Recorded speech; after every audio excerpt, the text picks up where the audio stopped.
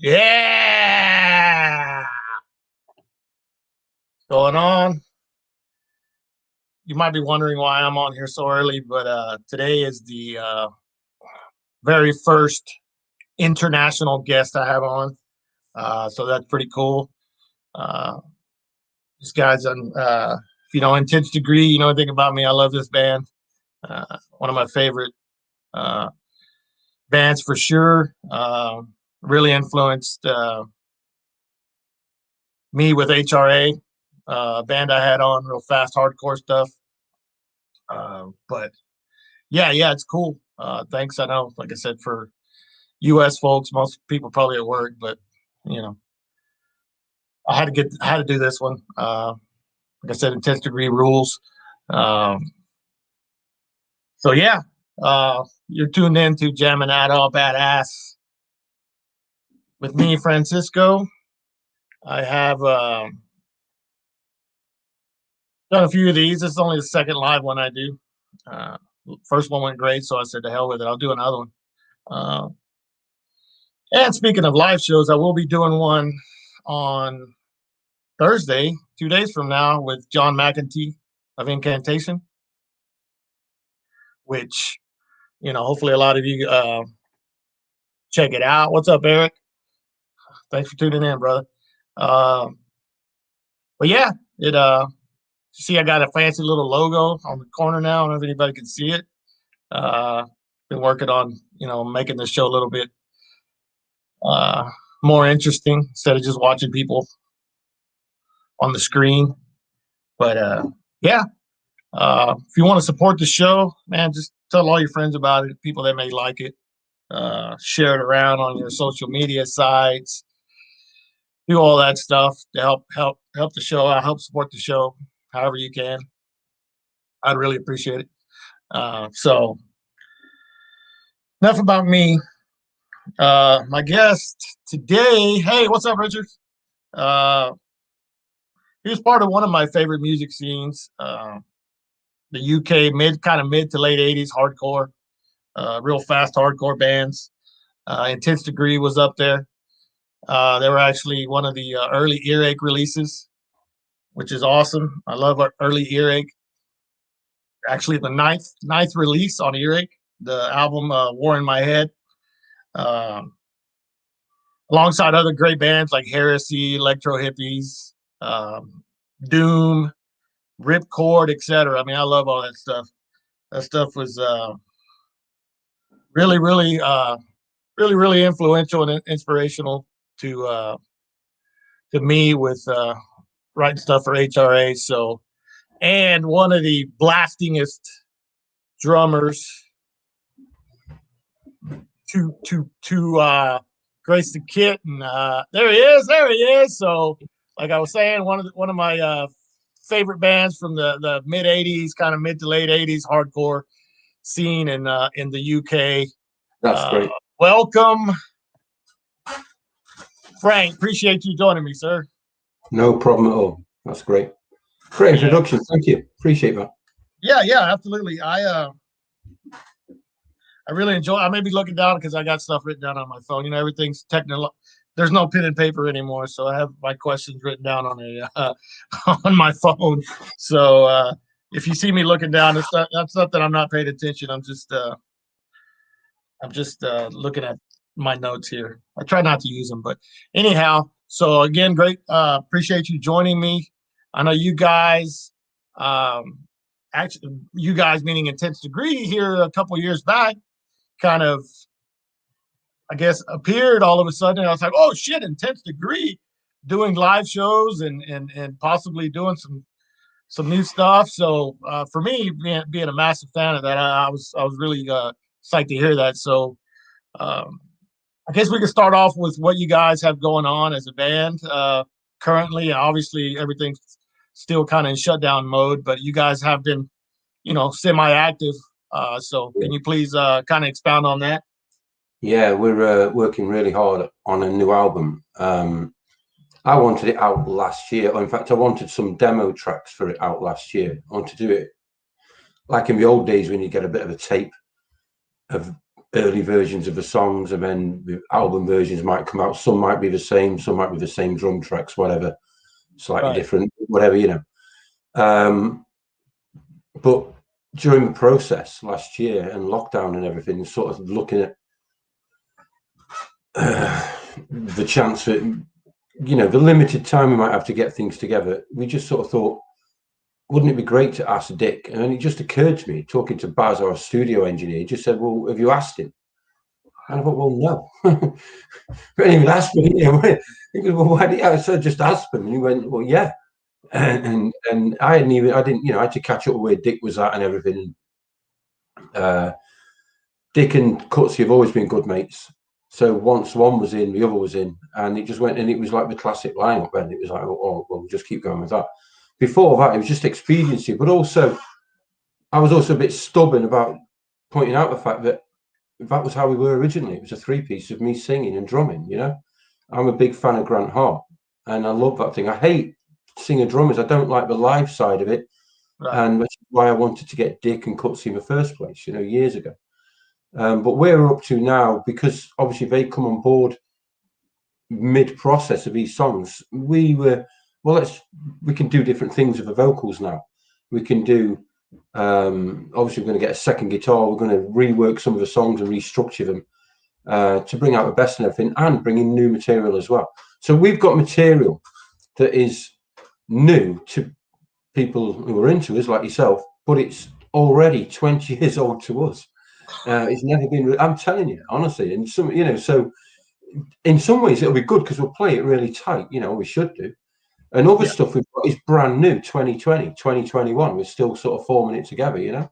And so that's great. You know, I'm looking for that Smoke on the Water track, I'll be honest with you, to be corny.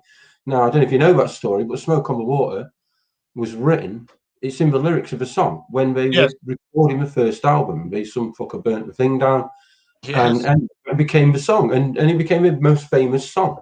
At the time, Black Knight was their big hit, and we didn't have Smoke on the Water. We had all the other tracks on the album, and probably something else, and that became the best hit they ever had.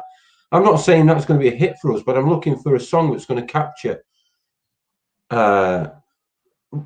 something we feel we missed on, which is we never did the second album for Earache. So there's this frustration in us because we never did that. We took a different angle at the time, and that was that we went more open chords. We're very influenced by Snuff. We became friends with him, and that open chordy kind of thing. We kind of went that way. But looking back at it, since we've reformed it, if we're going to do an album, we want to do the album we would have done in 1990 for Earache, or, you know, a year or two after the first album for Earache. You know, just kind of captured that. But then also, we've got to be realistic, and we're better at playing. We've got other influences now. There's a more mature style to us. Like, I can still play as fast as anything, but I don't do it quite as violently as I used to do. You know what I mean? And there's a different kind of thing to it. So, and you can't recreate that, not for long. I'm 54 years old now, so I don't even want to. It's a smoother thing, but it's so you don't want to be crude like you were before. So you've got to kind of find a balance between the two, and that's what we're trying to do. And that balance is right from the structuring of the songs to everything, right the way through, not just how fast it is or whatever. But it's great. I'm playing between single and double pedaling. I like double pedaling at high speed at D beat, very high speed D beat, like Slayer do on their older albums, you know. But I didn't even realize till I got an album for myself as I grew up, because I used to have like 10th generation somebody's tape, and I just thought it was then I realized, no, they're going but double pedaling it, and because you got the extra bass drum, and I prefer it with two bass drums rather than a double pedal, because you get that extra, it's much louder, it's a thicker sound, you know, with two actual bass drums. And I just love it. But take that higher and faster, a couple of notches faster, and that's where we're at. That's kind of how we play. Only because I can't play it slightly slower. You know, if I go a bit slower, You're wired. You're not wired to play that slow. Yeah. But and the lyrics aren't trying to fill in every line anymore either. You know, we're kind of dropping the lyrics much more in a better way to highlight the melody, if anything. You know, things like that. So yeah, it's cool. It's good. All I want to do is I just want to get in and get it done and chuck it out there. You know, we've also got vinyl offers on the table. nice. So it's going to be out. It's going to be out in vinyl. We'll probably work through our own record label and sort of, we can't bring it out on vinyl. We can just sort of produce it, create it as a product, and then license it to somebody else to do it, which we kind of feel will keep the legal side of it simpler, perhaps, you know, rather than trying to do one thing with one company, one thing with another, because we've got old material that can be and is being rehashed and reworked, if you like. So we can't do anything with the earache material, but we can with the Sound Pollution EPs that we did. Yes. We can also re-record any of the songs which we did for earache or Sound Pollution, which we do in a live set anyway.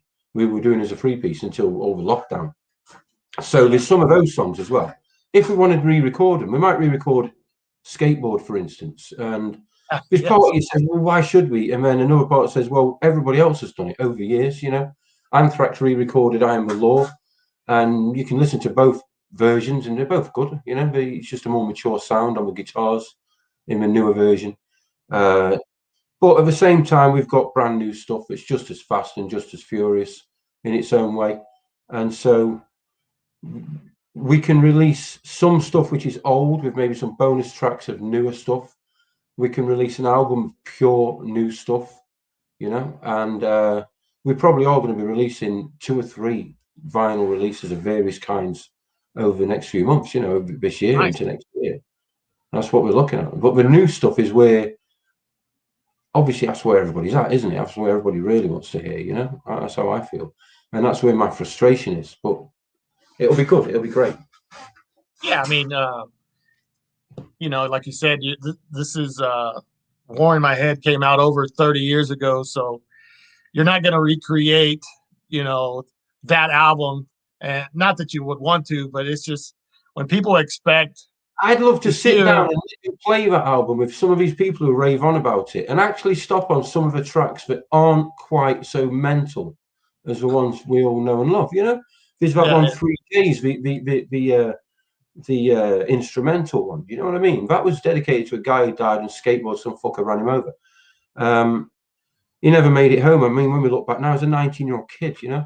So we always had that other element to us. We always had that. It wasn't always about going super blast beat, super fast. All it was I got good at doing that. You know, the only way I knew how to play drums was fast to start with. You know, but I started playing fast. I started playing the D beat and I played it before I could even sit on a drum kit because I was given drumsticks and I was bored shitless. I lived in a village. There was nothing to do, you know, and when it was raining, you know, so a lot of times. I've got my sticks here now, and I've got a little practice pad. So I just I've got to get my wrists going for when we meet up because we're not practicing enough. You know, I can't keep getting the drum kit out. It's a bit insane. So, although that's the preferred thing, but when I get on that, I always work on my weaknesses. So I'll just get on my left hand, and it drives me insane with a bit of, you know. But actually, speed-wise, when me and Rich get going, there's no stopping us. We have to be reined in a lot. It just goes so fast because we learn to play together. Me and Rich Collins. Yes. He's got a very, very heavy, unique strumming style. Let's say that ding, ding, diggity, ding, ding, diggity. He's got a like an up, down, uppity, down kind of chord change thing he does, and he's just got this very heavy strumming style. He's got it lighter now, and he's got a much cleaner sound. And it's just great. And then you got Rich Cuts, who just kind of floats, a kind of strumming across it. And with that and the rhythm of the bass and me, we kind of capture it sometimes, but there's definitely no less speed. What we're trying to do is find out, because when I listen back to that album, the slower parts on some of the songs, they're a bit ropey, you know. We just sort of, when it goes slower, it's kind of, you can tell we're struggling. It goes fast and it's great. That's So hilarious. we don't want it to be pure grindcore, because that's not what we are, you know. Right. And we're not trying to sell ourselves. But we've also had 30 years of power violence and Lord knows what since then. And everybody, these ways of playing these drums have now been mastered and sort of refined to the nth degree. And you've got a whole new generations of drummers and that coming up with whole new ways of doing it. And you know, I can learn as many techniques as I like, and I can play like that. I can play all that, you know, the single stroke roll and all that. I don't think that's particularly fast. It is in a way. I mean, I love insect warfare, for instance, but all I hear is basically the beats are all landing on top of each other, and it's still basically about as fast as 8 beats a second per limb. You know, nobody's going much faster than that. Not really. You know, I mean, you can in little bursts. If anyone wants to get technical about it, I was fastest, I think, when I played for a cert in my 40s. At times for them, we were absolutely flying. It was some of the most fastest, tightest music I've ever played, and we practiced hard, you know. And with us, we can't quite get together enough to be like that. But naturally, we just sort of fall into place. It's gelling the new style, the new way we play fast, with the way we all, because we always sound like us. We always sound like us no matter what we do, you know. And so you're the man. yeah. So I mean, fast. A lot of people think fast. They think of fast snare, but to me, like two of the fastest bands ever are Septic Death and Siege. Those guys were super fast, but they didn't have to go you know, all the time. But they were just like just aggressive, very aggressive. And this quick, you know. Exactly. All right, so let's go back in times. When did music first come into your life? Like when you were growing up, was there music around your household playing all the time and all that? I'm number 7 of 8 kids, and I've got 5 older sisters. The next one up from me was 5 years older than me. Oh, so wow. I got to like age 5. The next youngest, my youngest of my sisters was 10. The eldest was about 17, 18. The second eldest was married and had a child by that point. I was an uncle by the time I was 7. You know, so the eldest was married to a Hell's Angel. So she was playing, but she used to listen to ELO. She'd come in and play that Roll Over Beethoven by ELO, and she'd have steel toe cap pit boots on. She was married to Hell's Angel. I'm not joking, not just a biker, Hell's Angels, English Hell's Angels in the 70s when they were Hell's Angels. We only rode Triumph English bikes. Some had German bikes. No one had an American bike over here then. Maybe a rock star or a movie star, somebody would have a Harley Davidson, but there was no Harley Davidson shops in England back then. So they'd had Triumphs, Nortons, I don't know, Royal Enfields, other old English bikes, and a few BMWs and stuff like that from Germany. But they didn't have Japanese bikes. They had a thing about Japanese bikes back then. So, you know, that's what they were like. So I grew up with all that kind of stuff. And then one sister was into Northern Soul. One sister was into Motown. It's similar, but not quite the same. Another one, the next one down, one was into Elvis and rock and roll. She was a bit of a throwback. So I had it all. And my mum was a piano. My mum played piano. And so she'd play old Cockney knees up kind of stuff because she's from London. And so I had a plethora of music as I grew up, and all the 70s stuff I grew up with. And I just naturally grew into punk rock. You know, I was 10 years old in 1977. And first time I heard anything about punk rock's probably that Halloween 1977. My sisters used to dress me up as whatever, a coal man or something. We used to rub coal on your face because we live in a mining area. Everyone's dad went and mined coal, and so we weren't very good at Halloween. It wasn't like, you know, very dressy up. So this one year they said, "Oh, you dress up as a punk rocker this year." They kind of ripped my shirt a bit and did all this and put a safety pin in. We just bunted it and pretended it was sticking in my cheek. And back got me loads of money. These people going, "Oh, is that really in your cheek?" And I was like, "Yeah." I mean, my mate, and I had no idea what it meant. And then our next memory of anything like punk rock was I was on the cricket pitch, and cricket pitches have these big white things that we move so that it's behind the batsman. When the bowler's running towards him, you can kind of like, because when the glare's there anyway, a big whiteboard, and someone had spray painted Sex Pistols onto it. I was 10 years old, and I knew what pistols were, and I knew what sex meant, and it just like, just what I didn't know it meant a band or anything. And a Right. similar thing happened when I was a bit younger than that. On another wall nearby, a school wall, someone had written The Who. And I knew my older brother had it on his wall, a picture saying The Who. And I always thought, it doesn't make sense. When you're little, it's kind of, I didn't know it meant a band. So, yeah, but then once I started to get, I knew about it. My first thing I really got into was the specials, the skinhead stuff, that was my first, even before punk, I identified with that. My younger brother was into the Pistols and UK subs before I was. I was into Madness, the specials, much more the, ska stuff. Yeah. And even I started to get into the old stuff, the Prince Buster, because I looked at what they were into, and then I got into that.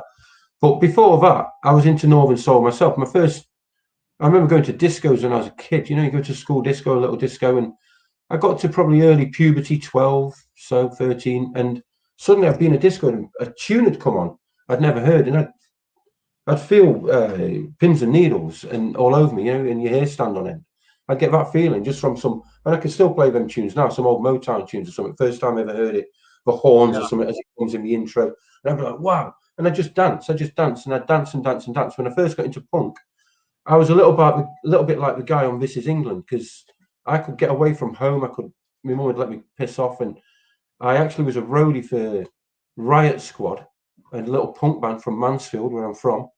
They were, before Intense Degree, I was a roadie for them. I'm actually dedicated on the back of one of their EPs.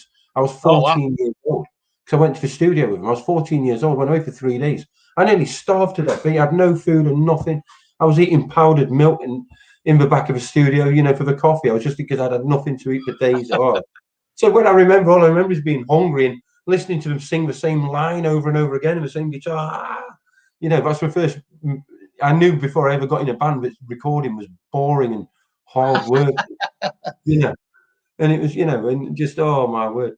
So music's been a massive part of my life. I think I would have been in jail by now, or worse. Yeah. I didn't have music, and I didn't start bashing drums. Then a gig happened. I got into a punk thing, and my skinhead friends, they were all a bit older than me, and so they took me to a gig in town. It was my first ever gig. It was Riot Squad, like a big youth club thing, youth centre. I'm dancing at the front. I'd never heard of him, but I'm a kid. I'm dancing. It got me going, And then in the middle of a thing, the drummer runs out, Pommy, jumps me, wrestles me, kind of like, headlocks me and all that. And then it carries on playing the next song. End of the set, he comes over. And I thought that was great. But yeah, I got wrestled by the drummer, But then afterwards, he said, oh, sorry, I thought you was my mate. And I was dancing next to his mate. We both had blonde, spiky hair. And he gave me his drumsticks as a compensation. I took the drumsticks home. I was like, yeah, I've got the drumsticks. Took him to the youth club the next night after school. And instantly, all the older lads took them off me and started going, started to do drum rolls with them. And I thought, why didn't I do that? Honestly, I thought, why didn't I? What? I was just running around like a moron. And as soon as someone took them off me, started playing with them, I wanted to play. I was like, give me them. And then the big skinhead came in. Rick Harper is a big, the cool guy came in of our little thing. And he took and went, great drum roll, just a little, because he must have been in a band when he was little or something, a jazz band, marching band, just knocked out. And I just knew then and I didn't, it took me years to remember that, Franco. I was like, somebody asked me years later, when did you get into drumming? And I thought, you know what, when did I get it? And it was that was it. I remembered after that, when I saw him do that, I took him home and I'd play on a cushion and I put GBH on, Crass with all the diddly snare stuff on the Crass. GBH is just a basic D beat, but I just been doing it with my hands, and all my other punk records and Discharge. I played it to Discharge Y time and time and time again. I just nailed that. Wow. So I learned I sort of learned from the D beat backwards. So punk rock drums is absolutely nailed into my system. I didn't learn to play the drums. I've never been for a lesson. That's all I ever did. I used to watch punk drummers. Then I'd go to gigs, get to the side of them, and watch them and see how they did it, you know. Yeah. And my first time on a drum kit was in front of an audience for Crucifix. Crucifix come over, and wow. they played with Crucifix and Anti-Sect. Oh, wow. Not yeah, it was great. And Scum Dribblers got on with them for nothing for 10 minutes, and their drummer didn't turn up, and so they said, "Do you want it to do it?" So I said, "Yeah, great." And the drum kit was way too big, and everything was in the wrong place. I didn't know what to. I just sort of waddled away and kind of as much as I could. I was exhausted. Yeah. 30 seconds, you know, once, because it was much more harder than me cushion, you know. And me, I think I had a snare drum by that point. I'd actually started to play on a real drum. Someone had given me a drum, a marching drum. I used to sit there on that. And I was about 17 when I got my first drum kit, you know, and started from there. And I just went straight into the blast beat. I was just like, dun, dun, dun, but it would have been kind of until I saw Mickey. Till I saw Mickey first time when he came up to Mansfield, played, fucking hell. He's like ding ding ding ding ding ding ding ding ding ding, and I've got to do that. I've got to do that. The bastard, you know what I mean? It was like that. Honestly, Yeah, yeah, really, of course. you're young and egotistical, aren't you? I thought I've got to do that, and I wanted to do it everywhere, you know, all around the kit. And then Steve came up. Steve of Plasmid. I knew him from Plasmid. Oh yeah, another great drummer. You know, once upon a time, we were. I was practicing at the that youth centre. I can't remember if it was for a gig or was a gig being set up, but the drum kit was set up. There's a picture of me on it. It's a drum kit. It's all the cymbals are painted and cobwebs and stuff. I've got no hair. I'm about 17, and that was the occasion that Calv of Heresy. He wasn't of Heresy then. He was just Calv of Nottingham, who I knew he was mate of Dig. Dig hadn't even made Earache yet. Earache was a post service sort of tape swap thing, and it was more him and Calv until Dig made it an official business. He got like a business loan at the very start of it, and that's when it sort of broke away. It was just him doing it, and it became a vinyl thing. But so Calv was definitely a notable of the scene, and we all knew he played bass like a maniac. And we kind of, I didn't really know where Plasmid were at, but I had the demo. I didn't know if there was any connection. They're over in Stoke, but one day just watching me play, and I'm kind of very basic Siege. I'm making sure I hit the cymbal every fourth one, and that's about all I could do. Maybe throw a drum roll in, but I could do it. And he said, "You want to get some? You maybe want to think about playing with some other musicians." You know what I mean? And I never took the hint. You know, it never hit me till way later, but it was a bit of a hint. You know what I mean? It was like, oh right. You know, but no, I'm glad that you know, he ended up with Steve and everything, because Steve was a big influence on me as well. Once I started to hear the way he did it, I found him more proper, if you like. He was like, but he was crazy as well. He was fast as fuck, like, you know, he was absolutely he was maniac, absolutely furious. Yeah. So drums is all you ever? Did you play anything else besides drums? Did you ever dabble in anything? Yeah, kind of the bass, just to make a few tunes up. Nothing I'd call really playing it. That'd be an insult to people who play the bass. Yeah, but I mean, if I would. I like when I do the Genocide Association stuff. I might just stick a few bass tracks on. Anything I can do, because it's so simple. Just do 3 things, 3 chords or something. Yeah. I can obviously keep the rhythm right on it. You know what I mean? To a certain thing. Yeah. Certain degree, but no, nothing else. Only other kinds of drums. Only other kind. I did play in a Latin band once, which was the most fucked up, disciplined, fucking hardcore shit I've ever done. So I was playing clave. Which is 2 sticks, but they're short, fat sticks like this, hardwood, and you're going.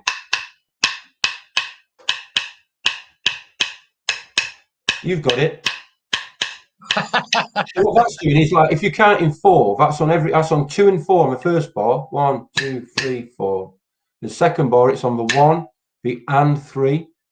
So the offbeat between 2 and 3 and 4. Yeah.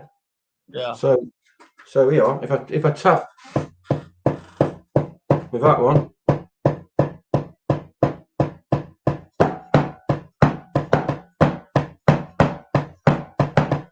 So I'd do that, just keep that, and it's basically the heartbeat of the music, of a lot of Latin music. And that 2-bar thing, obviously that's broken down into 8s and 16s, that the piano and the bass play a pattern over over bar. They just keep that going, and then you've got. I'd have on one side of me, I'd have a maraca player, but he wasn't just like Bez or some going crazy. He was doing it proper. When they do it properly, it's kind of you're throwing it and punching, and so that the beads hit the wall on the right on the beat, and the rest of it is just you don't shake it. The rest of it is just the shaking of. So it's like and or it can be like 1 2 1 2 3 4 1 2 or any kind of pattern with 4s and 8s in between what you're doing, and then there's a guy on a couple of congas going over, and then you've got a cowbell who's probably just counting the 4s on some songs, just straight 4s. I was also singing in Spanish and dancing with the singer, the girl singer, when she was in between. So we did things like Oe Como Va, stuff like that, the Santana song, and it's actually an older song, but I think it was. It's just an old. It's actually offensive, isn't it? Because the word mulata is an offensive word in Brazilian. It's someone who's half Indian and half Portuguese sort of thing. They've been, with the indigenous people of Brazil, so something like that. It's some, or it might be they're bred with Indians and black people of Brazil. It's something like that. It's an old slave kind of term. Okay, I got it. It's one of those. So, in Portuguese. So, what growing up, did you go to a lot of concerts? Did you see any like shows where you're like, yeah, I was at that? Did you see any memorable shows back then before you got into bands? Right, yeah, I saw the Slayer Rain in Blood tour. I saw Husker Du do a couple of their big tours before they all went to Melodic for them, which were some of the biggest gigs I ever saw. DRI's tour, I actually hitchhiked for most of that, and that was insane. The gig in London was absolutely insane. The gig at the Mermaid was insane. Government Issue tours. There's a couple I missed. Also Black Flag in '84, but only once at the Nottingham show. That was great. But they had a bad, weird fucking crowd reaction. You kind of older punks, your Mohawk Brigade and all that, they were, what the fuck's going on? Like, because Henry's there with his shorts on, screaming and contorting his long hair. It was that stage, the My War stage, which is fantastic, some of the fucking most intense music. And then you've got the sort of they just got a bad reaction. Even the hardcore crowd and the sort of anarcho crowd didn't take to them or anything, and they didn't give a fuck, they were at war with the audio, and it's all in his book and his audio thing, Getting the Van, which I highly recommend to anybody. It's great. So I've been to some good stuff. The DRI shows though were some of the most memorable, and the Slayer one, because I had no hair, so I was getting punched in the back of the head for most of it. And I was, I was thinking, fuck you lot, because I've been into these fuckers since fucking whenever, since the first album. I had a massive argument with a Slayer fan once. I worked with some bullshit job somewhere. He knew Intense Degree and that. I mean, he's going, yeah, we're blah, blah, blah. So Slayer, and I goes, I've been into him since the first album. He goes, Rain in Blood's great, man. I went, I'm the first couple of albums. He went, no, Rain in Blood's the first album, man. I went, are you kidding me? I goes, fucking, they've got 2 albums before that. And 12-inch. And he went, no, we didn't. No, we haven't. And I don't think it was before the days of mobiles and YouTube. And here you go. But no, it was just arguing with me. Eventually found out. He went home, must have gone on the internet at home. It was before phones had the internet properly and all that. So and he come back. He said, "Yeah, sorry." I couldn't believe it. I thought, how would you not know? He was so adamant as well. It shows you how people can get things so wrong. Yeah. What I love though is sleeping on bands. I don't know if you find this as you get older, you discover bands that sort of bypassed you, or you probably because I was an idiot and I was bigoted in some ways. And I thought, because I used to say I'm only into the cream of the metal bands, I only like the best of the best, and so that's just such bullshit, So, as I've got older, but I've got onto some fucking albums that were not so much a bigot, but the musicianship on it is absolutely fucking fantastic. Right. You know what I mean? I can't get enough of it. So I hear you. You live and learn. So you talked about a cow. The internet is fantastic for all of that, though, isn't it? You know? Oh yeah, absolutely. You can find anything. You can find anything nowadays. You mentioned Cal of then Plasmid turned into Heresy. Mentioned about starting a band. How long after that did you, I guess, get up with the guys and gals that ended up in Intense Degree? That was during Intense Degree, the very early days of Intense Degree. Oh, okay. okay. That was when it would have been me, Rich Collins, and Tids, Neil Middleton. I'm talking like way back 1984, something like that. Oh, okay. Yeah. Yeah. You guys, I've never seen it, never heard it. Maybe you have one. Like as far as like a demo, did you guys ever have like an official demo that you recorded? We recorded a couple of demos we never released. Yeah, we sent one. Okay. One we did in 1987. We sent to John Peel, which got us the John Peel session. And when we got that in early 1988, Dig was already heavily involved with us. Right. He came with us. He recommended Rich Bitch Studios in Birmingham for us to go to, and he came with us to that. We'd known Dig for some years before that, like I said, so he was heavily involved with us. But he was more involved with other bands. And those bands, I think Heresy were already on their third Peel session. Napalm Death were on their third Peel session. Stupids had done 2 or 3 Peel sessions by then. Right. So we just felt like we were playing catch up all the time. We weren't from a big city. We were from the sticks a little bit, you know. We were kind of a little bit out of touch. And in some ways, in musical ways, I was always anything new, fastest, latest fucking bullshit. I got to hear it because I think Dig saw the potential in me and just wanted to keep feeding me the fastest stuff. So I'd just keep going faster and faster anyway. Probably doing it to a few of us. And it was great. So I kind of felt like I was in the loop in that way.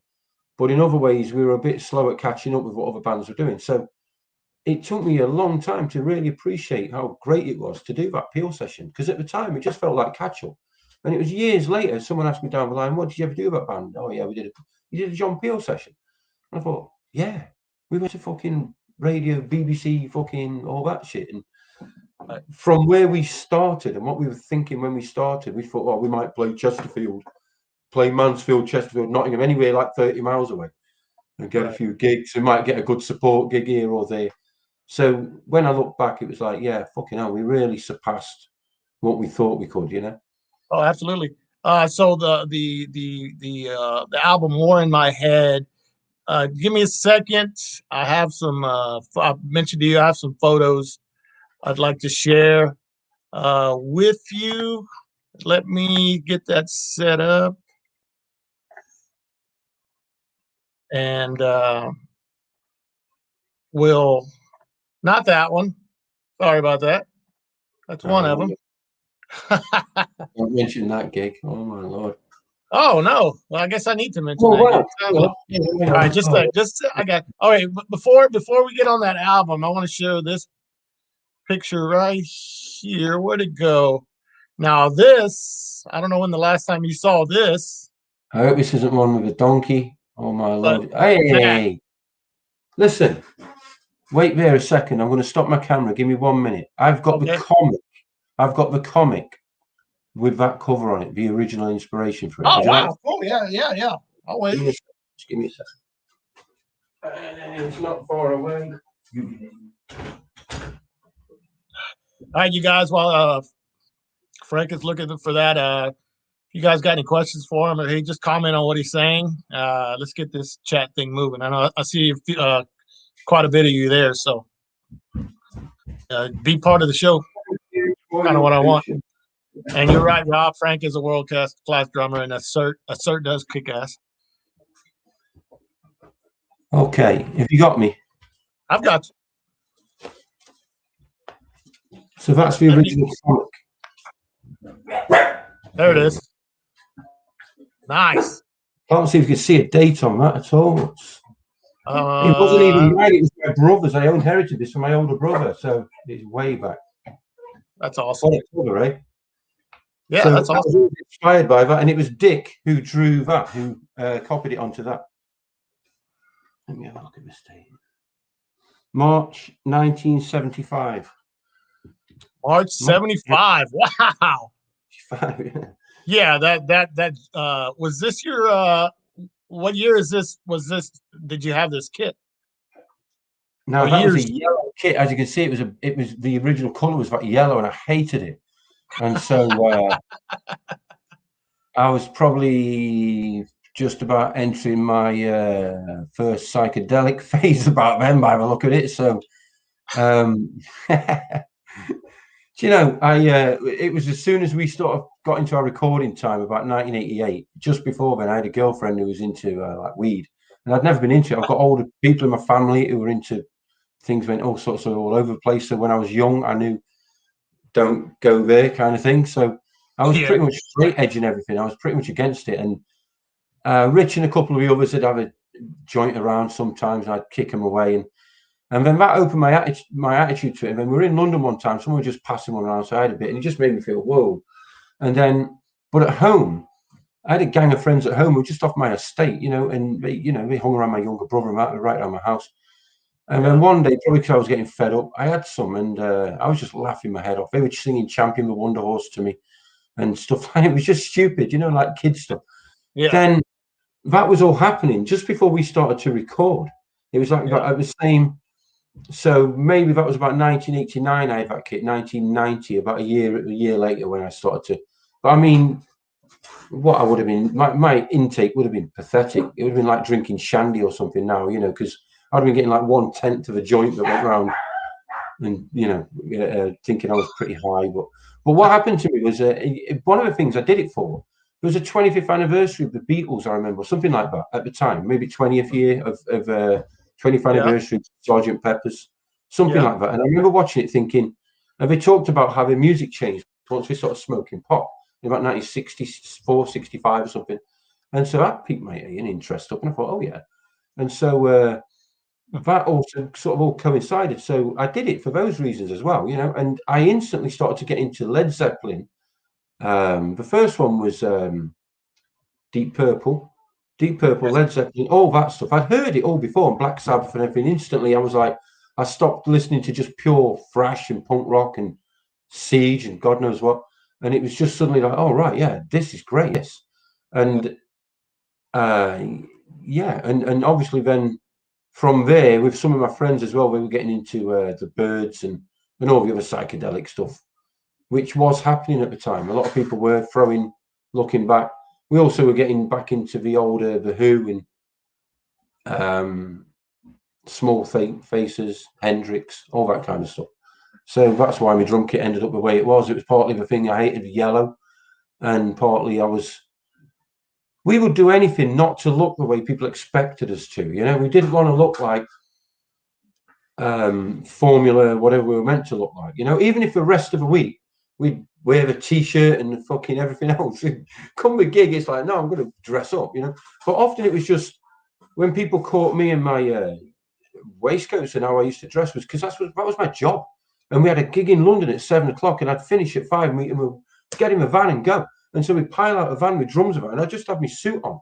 I'd be dressed up from my work.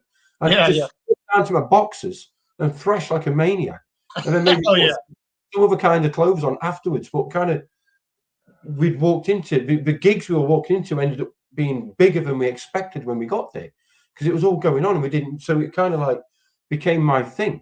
And I remember standing at the bar immediately after playing. I'd have to fight for all these people, bollock naked almost, just with me boxers on. Can I have a pint of orange juice, please? Because I'm pouring with sweat. You know, it wasn't glamorous or anything. And but it was great to be. It was great to be fast then, you know, and to be because the first thing I was any good at, you know, I was useless at football and all that. And so that was my personal thing. It was me, and I could be as angry as I wanted on the drums because it didn't matter. It didn't hurt anybody.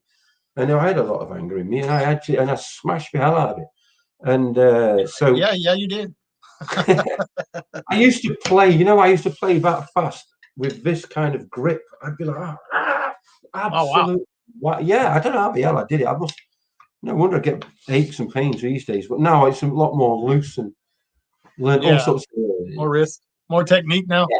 The Mueller technique, I don't know if you know that one, which is like whipping a towel. It's an old drumming way back, a French guy, Mueller.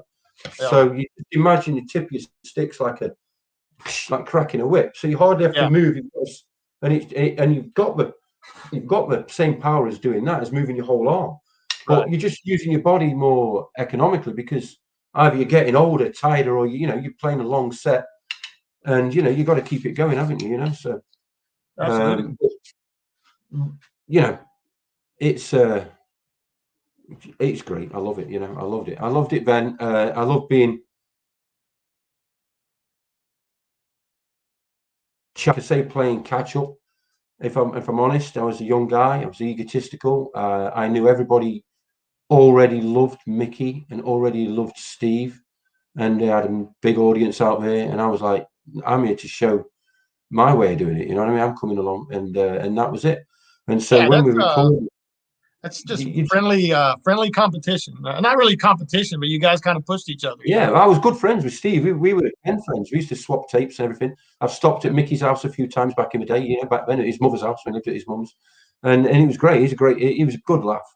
But it's all that success and expectation. Everybody goes a bit fucking crazy with it at that age. It's crazy. I wish if I hadn't have been such a moron, I would have definitely took up the metal mantle at a younger age and realizing there was a lot more of a career to it, or a lot more encompassing. You could certainly make a bit of money at it. You know what I mean, and let it pay for itself. Maybe. I think selfishly speaking, I'm glad you you ended up in Intense Degree. So, and speaking of that album, you want to talk a little bit about the recording session for this, which was Earache's ninth release. Right, yeah. Oh, that was brilliant, yeah. So was it Rich Bitch or was it Birdsong? Sorry, Birdsong. Yeah, that one was Birdsong. Yeah, right, Birdsong. Yeah. That's what I thought. Of course it was. Birdsong, yeah.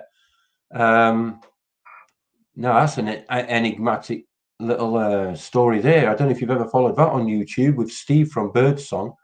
Have you seen that upload of weird Napalm Death previously unreleased stuff? Yeah. The one where it has like is it like the Scum? Yeah. Rough Mix or whatever. It's something else, yeah, in there, yeah, or in between that and the next album or something. There's some.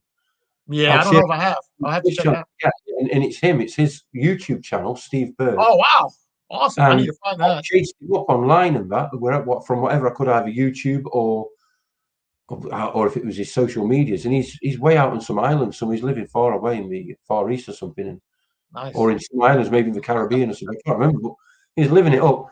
Because I was ringing up Birdsong a couple of years ago in Scunthorpe, where we are now. The phone never gets answered. It just rings. So that's why I was chasing it, because I know he's got our master tapes and stuff like that. I was like, trying to get in on something there. But now that's a good thread to chase up. Whatever happened to him from Birdsong, because he had an ear for our kind of music. So. Right. We got told about him. He's in Worcester. We had no idea. He turns up. He's a bit of an old hippie. He was another generation older than us, maybe half a generation. But he was encompassing. He was cool. And we kind of got set up, went for the weekend. And we were told that Pat from Terror Rain, the bass player from Terror Rain, who we didn't know, was he Terror Rain? One of them bands from Worcestershire. Sounds right. Yeah. Yeah, Pat Terrering. Pat Lawler. I can see your like brain working like I keep thinking of this other fucking band name bugging me fuck out the back of my head, which I know we played with another band. Terror Rain, yeah, they got the name from the Septic Death song. Oh, who's the other band from down there? Anyway, so them in another band, someone did some fucking demo. Hang on, I'm banging around on this table. Someone did some demo, and everyone loved it. Because, like I was saying to you before, none of the engineers had an idea what we were doing. They were all used to wannabe spandex rockers and God knows what in the 80s, like electronic bands, I suppose. So then along come some morons like us and all the other bands, electro hippies, and sort of like turn up. They ain't got a clue what we're trying to do because it hadn't got out there yet. And like I said, in Maximum Rock and Roll issue number, whatever it was, 1986 sometime, maybe around that time, Pusshead had done an article on what to do about this. It was obviously a problem they recognised in the States. And he suggested take an album of your favorite, take a fucking Bad Brains album, whatever it is, something Black Flag album, Bad Brains, Circle Jerk, someone who's playing something you're trying to aspire to. And so, that's what we're trying to do. And this is how fast it is, and this is what people are doing. We never did that. We never even took a tape.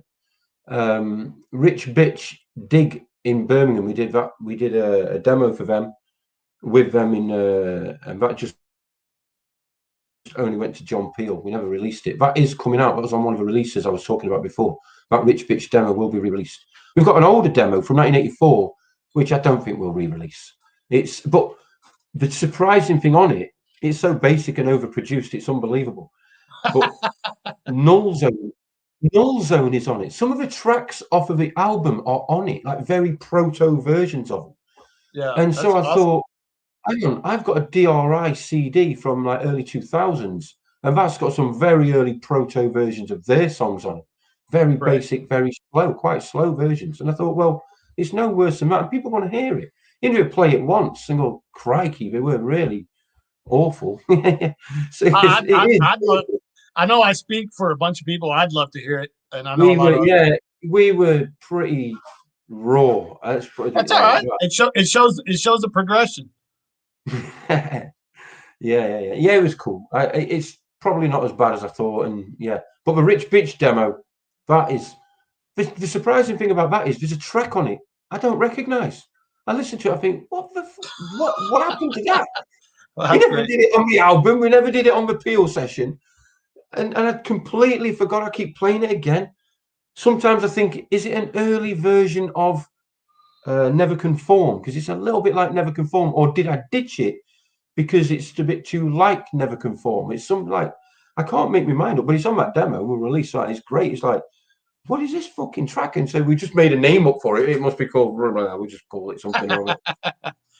That's awesome. It's crazy, isn't it? When you don't expect these things to last so long.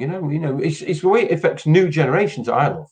Absolutely. I mean, there's great, and the cover versions on YouTube. I'd never knew people had even done a cover version, and then the Heartsoaker cover version of one of our rarest songs. We did that song for Son of Blur, and we said you've got 15 seconds. So everyone had 15 seconds. And this is at the time. I've got to get this out as well. Napalm Death did You Suffer, okay? Right. We did a song years before that, for many years, and we played with Napalm Death quite a few times, called Bomb Blast. Uh-huh. And that was it. It took as long to play as I just took to say it. 1, 2, 3, 4, Bomb Blast. Right? You get me. Yeah, that's great. So that's what I'm saying about that. So we had a song called Bomb Blast, and it lasted that long. We went 1, 2, 3, 4, Bomb Blast. Boom, all right, well, I'm gonna cover that song now that I know how it goes. So we had that, and so they did You Suffer. Why am I telling you this? Oh yeah, because Son of Blur, Napalm had done, and so they'd said everyone's got 15 seconds. It was like fucking 50 bands or whatever it was, 100 bands on an EP, and I thought, slap a hand records. So I'm not the most clever person in the world, but I've started to think about this and picture it, and I thought, hang on, you're going to have a band list like this, and if some of these bands are doing, you could have a band playing 15 1-second songs on this fucking thing, or 5 3-second songs, or 3 5, there's going to be a list of band names and a list of track names, at least 2/3 that long as the first list. How the fuck are we going to stick out on this fuck? So I thought, right, I'm going to give the song title as long as it takes to almost play the fucking song, to say the fucking song title. So he was the daily player for Dr. Eugene's traveling folk show band, and he's a true person. It's a real story about a real person.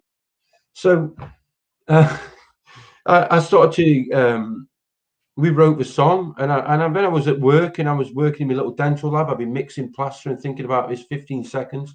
Right. I thought, this is going to be one song. I want it to have an intro. I want it to have a verse, a chorus, a middly bit, and an outro kind of thing. I want it to have a fucking full works and be a proper condensed song in 15 seconds. We can do this. And I think we pulled it off. I think it's a fucking masterpiece. When I look back now, I'd forgotten all about it, and it was just on a not a flexi disc, but anyway, to see somebody in a version of it was like, wow, that's fucking brilliant. Of all the songs of ours they could have done, we did that one. So I was stoked as fuck to see that. That's the power of the internet. And there's other versions of some of our stuff out there as well. Yeah, and I've heard. Late thousands, somebody wrote to me from the States saying, can I have the lyrics for the song Intense Degree? And I thought, well, first of all, you haven't got the album because the album's got the lyrics on it. So you know the song, but you don't know the lyrics. Fair enough. Okay. They're probably not on Google or anything. So I wrote them to him, and they're quite, my one psyche, pretenders flee, my ancient Cree, whatever it is. Oh, Intense Degree. Intense Degree. Yeah, but the other words are like, what is it? From land to sea, my one psyche, pretenders flee, my ancient Cree. And he wrote back to me, he was like kind of like a bit taken aback by what the words actually were. I don't know what he expected them to be. And I thought, well, sort of like, back then he's trying to be a bit weird or whatever. I didn't want to write. One thing I didn't want to do back then, Francisco, was to write. I'm here. I was looking for my album, but I can't find it. All right, just to write more "fuck the government" lyrics and all that shit. You know what I mean? I didn't think I could do it any better than it had already been done by Dead Kennedys and MDC and Crass and Web. Right. And I thought, what am I trying to do? I can't. I'm just preaching to the converted anyway, and I can't do it that good. I can't be that concise and intelligent about it. And I'm not just going to go, fuck them. It's just not me. So I thought, write some personal stuff. And it's still the way we are now. When you're, it tends to be stuff when you're angry because you're not going to write many love songs playing our kind of music. So sometimes there's social and political observations in there. You're always going to, and a lot of the lyrics that touch on that are Liz's lyrics, from back in the day. But generally, we weren't that good at what we were doing to put songs together. It was like, I've got a riff. I've got a riff. I'll do 4 of them, 2 of them, another 2 of them, 4 of them. I've got the other bit from last week. And it's and then I've got these lyrics that don't quite fit. Well, maybe if we make that word different, But now we're trying to be a lot more sophisticated about it than that, And sometimes when you work like that, like a committee, everyone's got to have a little bit in the pie. It's not very good. It doesn't work. So sometimes if Rich comes up with a tune, it's like if he's put something together that lasts 2.5, 3 minutes, fuck it, that's a song. There it is. Let's do that. Let's not add someone else's bit and this bit and sort of bolting bits on unless it really works. If he's not just got a riff or a hook, he's got an actual. He's put it together and he kind of goes up and down and it's got a. You can listen to it and think, okay, that's the intro, or you can think, well, that's a verse. Or even we'll start on the chorus. We'll call the first few 4 bars of chorus, or whatever way you want to do it. You can just start structuring it because obviously there's going to be changes and you just work from there. And that's kind of where we're at now. We've all been apart from each other. So, you can get online like this and someone makes a video, throws it into our little private group.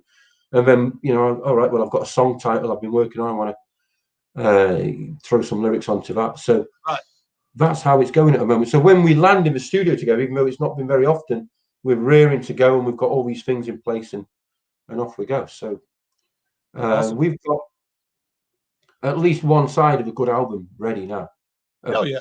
Pure new material. You kind of touched on this, but to me, I mean, I love Warn My Head, but I really love the sound on this.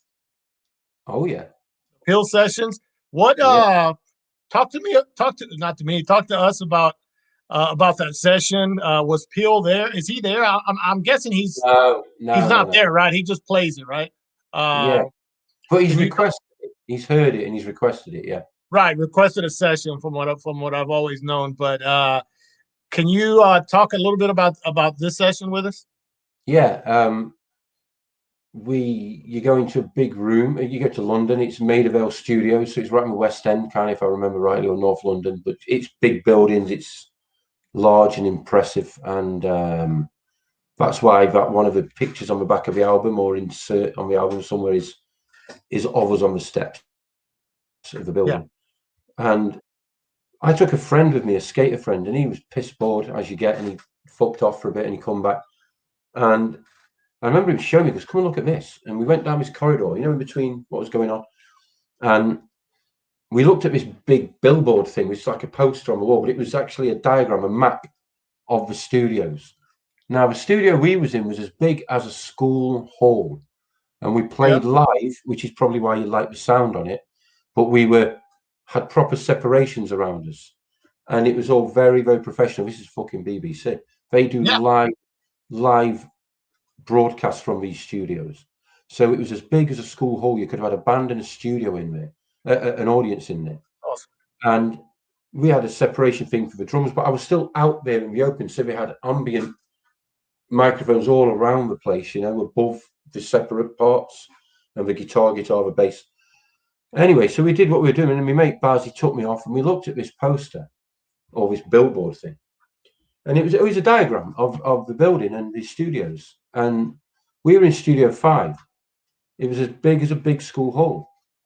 Studio 6 was next door. We'd walk past the doors to it, and on the map, on the screen, if you look at your computer screen, it was like Studio 5 and Studio 6 were like 1/5 of it over on this side. They were tiny. And Studio 2 and 3 were bigger and enormous, but Studio 1 was. And I said, we've got to go there to the doors of that. You've got to look in that. How big is that place? And it was like an aircraft hangar. We had to look through the doors like this, through these double doors. And we could just sort of get this after a few. And you wait, and then you get this sense of immense. They'll have a full orchestra in front of an opera that's happening on the stage in front of an enormous full audience in there, and they do this on radio, and they broadcast it when it's a proms, a thing we have in Britain, in England, and it's huge. I couldn't believe the size of this place. It's an absolute enormous indoor auditorium. So that was one thing. But the recording, the way they did it was live. The main engineer was Dale Griffin, who was the drummer for Mott the Hoople. So we go, we're expecting this hippie, and I suppose he was, but he had a Savile Row suit on, and I was so impressed. I with a bit of suits and the way I like to dress. I was whoa, look at this dude. He was in a Savile Row suit. I could tell it was a Savile Row suit. I didn't have to ask him. It was just absolutely beautiful pinstripe suit. But with a bit of long hair, I mean, the 80s, I think he had a ponytail, to be honest. You want to see the old school ponytails he used to have, where he's like all, everything else was sort of like, what's the word, executive style, and then the little ponytail at the back to show you. Yeah, I know exactly. I know what you mean. So he had that going on, but he was brilliant. He was professional. A band called Voice of a Beehive were next door doing something. It was a Sunday, so it was pretty dead everywhere in town and everything. It was crazy, they're the kind of things you remember, aren't they? But there was a song, I think it was Take No Chances, and Liz was 1 fret out. And so, when they noticed after we'd recorded it, we said, we need to get you in. And so Liz got upset because we suddenly all looked at him and went, what? But I was looking at the other guys going, how can you not fucking notice? Yeah, like, right. 1 fret off. I know we go fast, and so it was a bit of a weird vibe with that went on, but it all got ironed out. They just like pitch bent it or something on this. So if anyone's got really good ears, you might be able to pick that up. I think it was Take No Chance, one of the more basic tracks. But pretty much you're over. You're going into an enormous desk. You've been into a couple of studios, but this is right. They're using like one bit of the desk. It's like all over there, and it's like not necessary. There's your bit. Same as a studio. You're kind of like, we're being separated, but we were still only in one little corner of this huge hall. There's clocks everywhere. There's great big proper clocks. Just hand Roman numeral clocks. There was one on that wall. You knew what time it was. Believe you me. It was like, we're giving yourself a rim shot for that one. Yeah. That's hilarious. Did you guys whenever Peel broadcasted it, were you did you get like notice, hey, we're gonna play it at this time, and did you guys record it on a tape or anything like that? Do you remember anything about that? In dates, I think the 8th of March or something in March, near my birthday anyway, I remember that. And I first listened to it in my mum's kitchen with my mates from the estate I was on. The old mates are into all this crazy shit. They even though they weren't into our music or anything, mean, we probably all are now because of my influence, you know, we are. Yeah. But at the time, we were all into their own grooves. But they all loved what I did. You know, they loved the fact that I was, you know, this fucking band I'd been in playing. Right. Because Rich Collins and those guys were from a little bit other parts of Mansfield, other estates, other little villages around. You know, we didn't grow up at the same school together or anything. Dick and Cutsy did, and Rich Collins and the original bass player Neil Tidds did. They all went to school together. But we were introduced by Tim of the Scum Dribblers, who he was a punk from Mansfield who went down south. He got he was sort of, I don't know quite when he went down there, about early 80s, and he went from Mansfield to Bristol. He got to know some of the Disorder, Chaos UK guys, and because they knew about the early hardcore scene in Britain, in America, and the really early fast stuff that was going on. Tim kept connection with them. That's how us up in lowly Mansfield, this backwater, kind of, we were in on the newest, fastest music. We even knew about all the Scandinavian stuff very, very early on, you know, as much as anybody else. And then because of that, he got to know Gabba and Dig from Nottingham as well. And sort of that, everyone just started to click. And the guys from Concrete Socks, Les Julian, that from Concrete Socks, and even Vic back then. Vic was a cool guy of Concrete Socks, Vic Crow. He's a bit, he's had his moments since then, let's say. But so we all felt we were part of something. My big breakthrough, I suppose, was the Stupids when they turned up in Nottingham one time. And that was a big gig. It was called the Bangers and Thrash. Yeah, that's a great band. That was a great, yeah. And so we had some metal-y bands and some early hardcore bands. And because up to then, we all, in Britain, we had either proto-discharge bands, loads of them, and we had anarcho bands, but not many of them were aspiring to be like Anti-Sect and to go fast. We were all sort of more droomy and slowy, and it hadn't got refined like the later 80s. The some of that kind of the doom, what's now doom metal, whatever they call it, Amoebics and stuff like that hadn't turned up yet. Before that, you had these other bands, and no one had quite nailed that sound we were going for. So I wasn't really into that. And then the Stupids turned up, and they just sounded American, and I loved that sound. If they'd have sounded fucking Italian, I'd have loved it just as much, or Scandinavian. It was not because they were American sounding, it was just they didn't sound like all the other UK bands at that time. It was like they were fresh and they were cool, and it was fucking great, you know, and I didn't give a shit. And so I was instantly influenced by them. But these schisms appeared even then. These people, you know, it's like, oh, you can't be like them because they're putting on American accents, and everywhere, whatever trainers, they're not like, oh, for fuck's sake, you know. And so all this bigoted stuff has always been there, you know, in some form or another. And I've been just as guilty of it in some ways. I mean, I wouldn't be into a lot of metal stuff. I was just not into because I was an idiot, basically. It's good stuff, but not so much because I wasn't into metal. It's because I thought I knew the best stuff. You know, I thought, oh, well, I'm into Slayer, Rain in Blood, don't get no better than that. Fuck it, you know. It's just lazy. It's just laziness. It's not. That's just part of being young. I mean, somebody said to me, a pure metalhead. I've got some great mates who are metalheads, and one said to me one time, he's from Birmingham. They don't get more metalheads in Birmingham. You ever come to the UK if you're a metalhead, go to Birmingham. I'm telling you, it's just pure metal mania. Yeah, we've got Black Sabbath, Napalm, they love it, and everything in between. But this guy said to me, we're talking about it, and he said Slayer killed their own genre with that album. And I thought, that's perfect. That's probably absolutely true.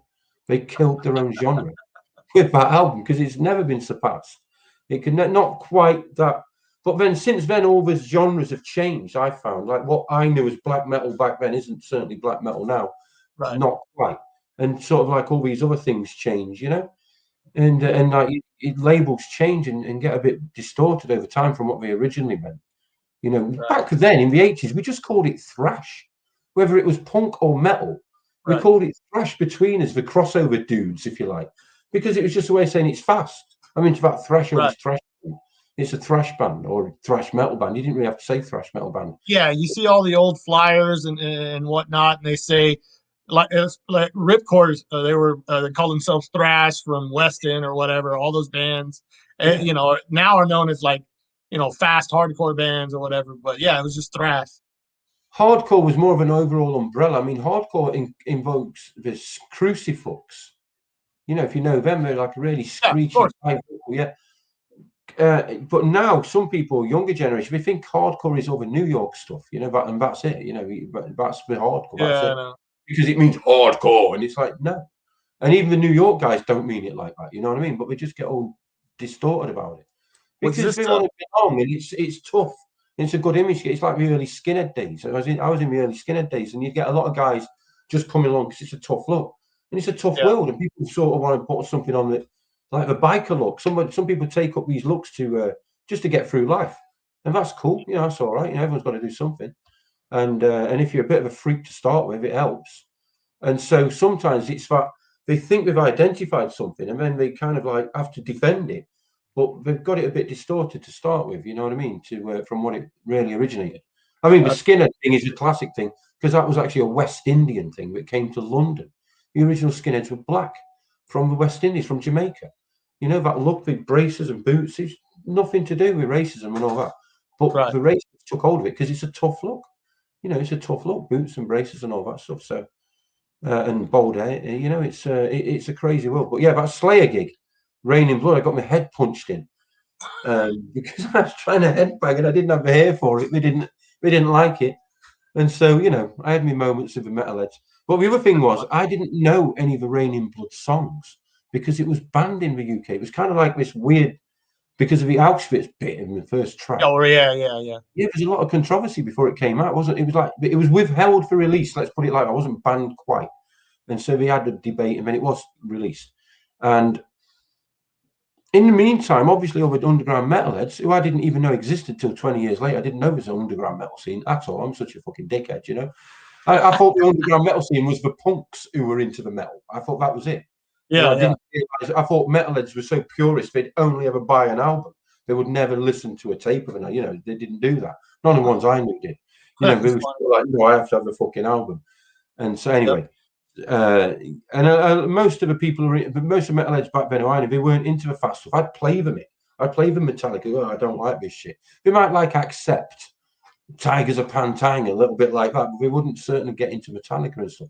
So, or even Megadeth or anything like that. So, but I was into those bands. So, the metalheads in the audience at Nottingham that night had obviously heard most of the early demo versions of Rain in Blood that had been out there on tapes, and I didn't know them, so I was trying to get into all the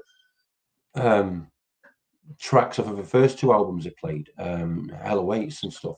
Hell Awaits, yeah, Show No Mercy. Tracks off of that, but most of the stuff that was set was the Rain in Blood stuff. So it was like at one moment it was blowing my mind because it was all these mad new fucking super fast Slayer tracks, and at the other moment I couldn't quite get into them because I didn't know them. I kind of like just wanted to watch them and absorb them to sort of get into them. I couldn't quite get into them because so I was a bit out of sync here and there. So people just thought, I don't know, you know, metalheads, they've had a few drinks, they're here to see Slayer, and here's this bald-headed twat.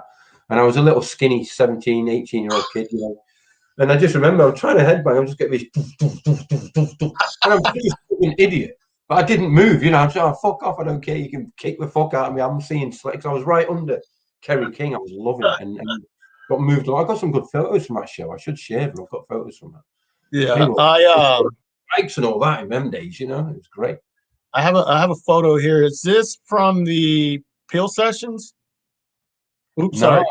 No, that's not. Oh, I thought. Yeah, I wasn't sure. That's why I wanted to ask you. I thought if that was the Peel Sessions recording right there. Or not. That's in a cellar. That's one of us practice. It's either in a cellar or a bedroom, and it's probably one of my early drum kits. Oh, okay. Yeah, I wasn't too sure about that. I thought I'd read maybe it was. So I thought I'd snare drum. I don't have my snare drum like that anymore. I have it. I don't even have it flat. I have it the other way. I have it like a marching drummer, so it's tilted. Yeah, flat. Yeah. No, away from me. I have it tilted the wrong. Oh, okay. Oh, wow. Yeah. Yeah, you went from one extreme to the other. Yeah. Yeah, that's it's much faster around the kit. It takes a bit of getting used to. You have to sit a bit high, otherwise you're getting. That's why a lot of on our more recent recordings, I get, because I have it like that, I get a natural rim shot on every. Yeah. Especially when I'm playing on a ride, it's dang at a certain speed, it'll be hitting a rim shot. But when I switch to the hi-hat, I can't quite raise me So I get a slightly different snare sound when I'm Yeah. playing different parts of the songs. You know what I mean? So I noticed that's one of our recording issues, to be honest with you. So, you work on these things. Here's But yeah, here's a very great good. picture. That's Here's a 18. great picture. I'm sorry, I didn't mean to cut you off. Here's a great picture that we kind of discussed briefly. Can you tell us what's going on here?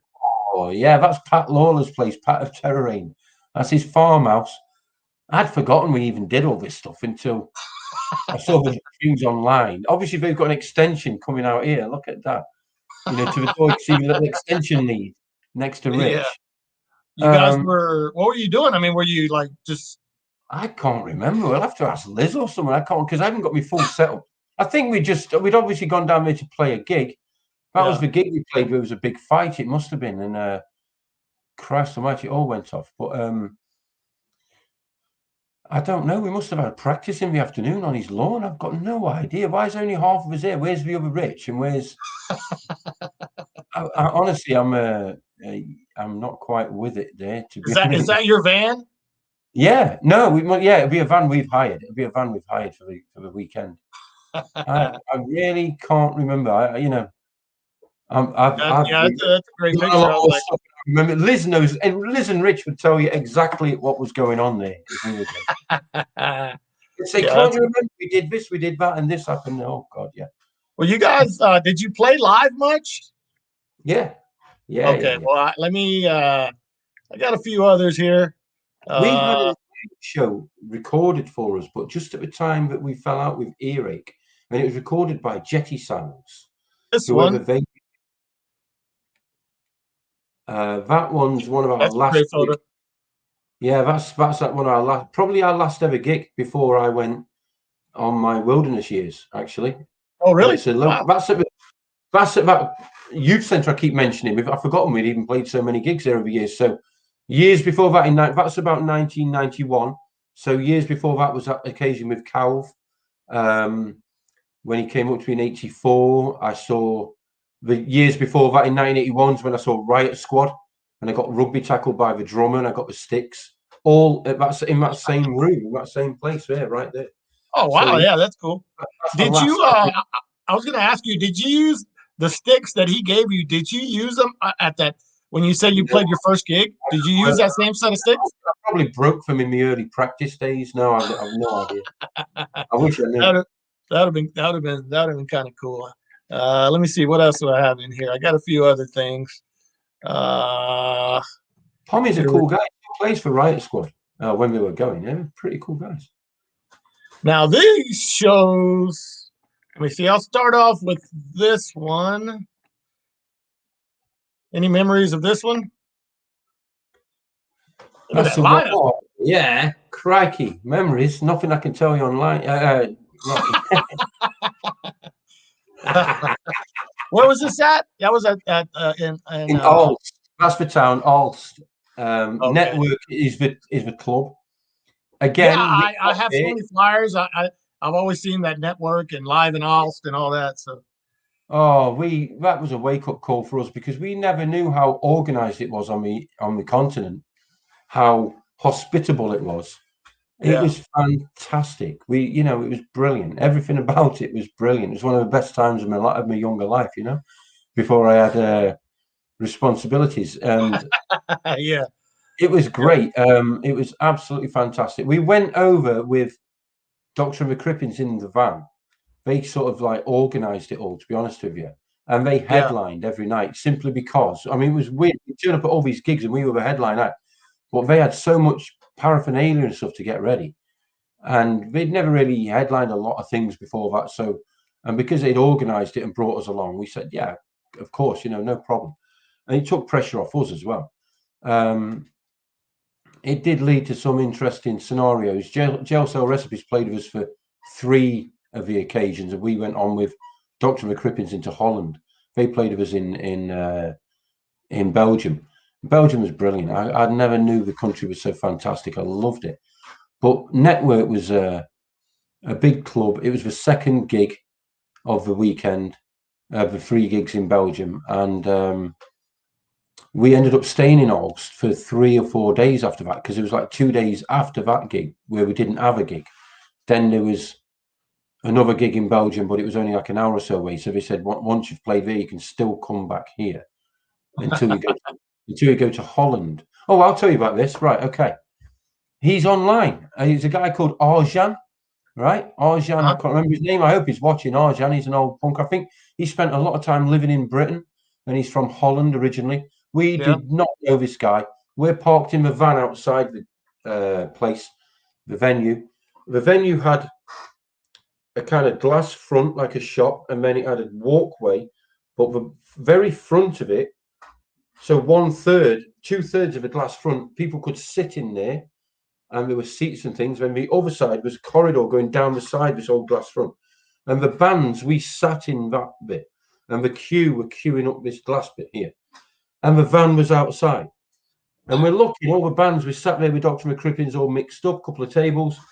And this fella comes out of nowhere, walks past the whole queue of people, just sort of bumbles his way to the front, doesn't care, gets to the front, says something to the people on the door, gets in, comes right up to us, right up to the table.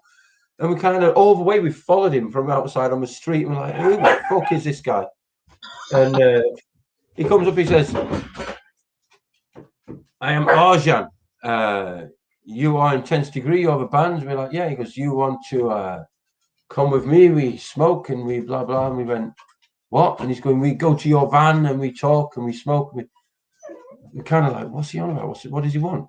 And he went, and he pulled like a flat piece of hash out like this. He just goes, I have hashish, and we go to your van. Yes, off we go.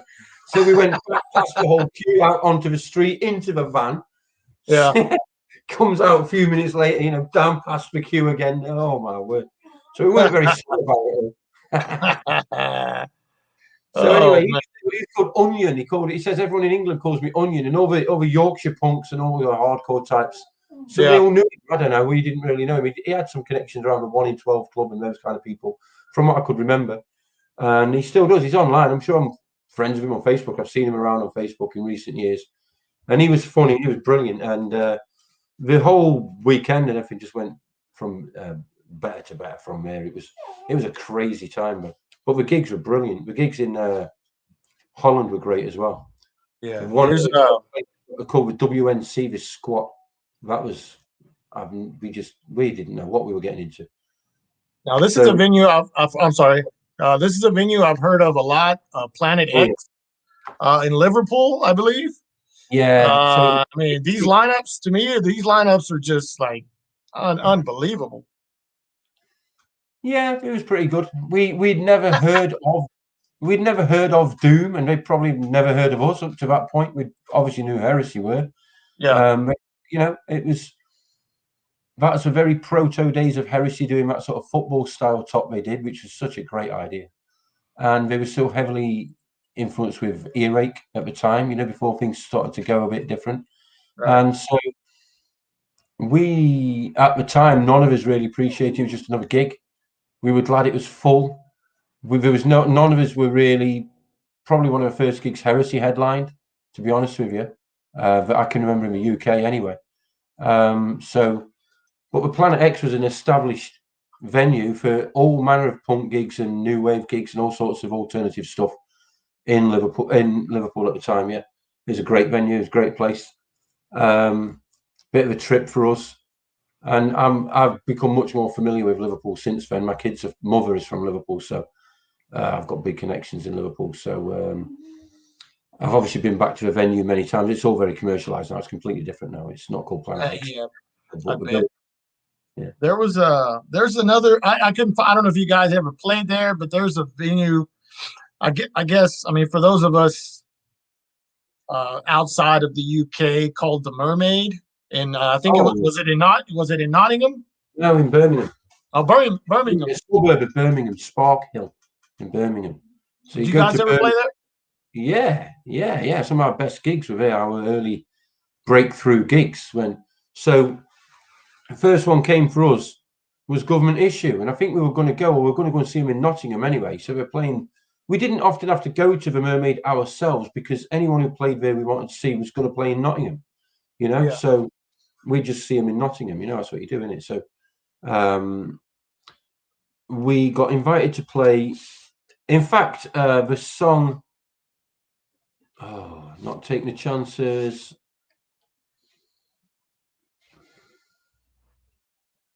One of the short songs, one of the short D-beat songs we do on the album.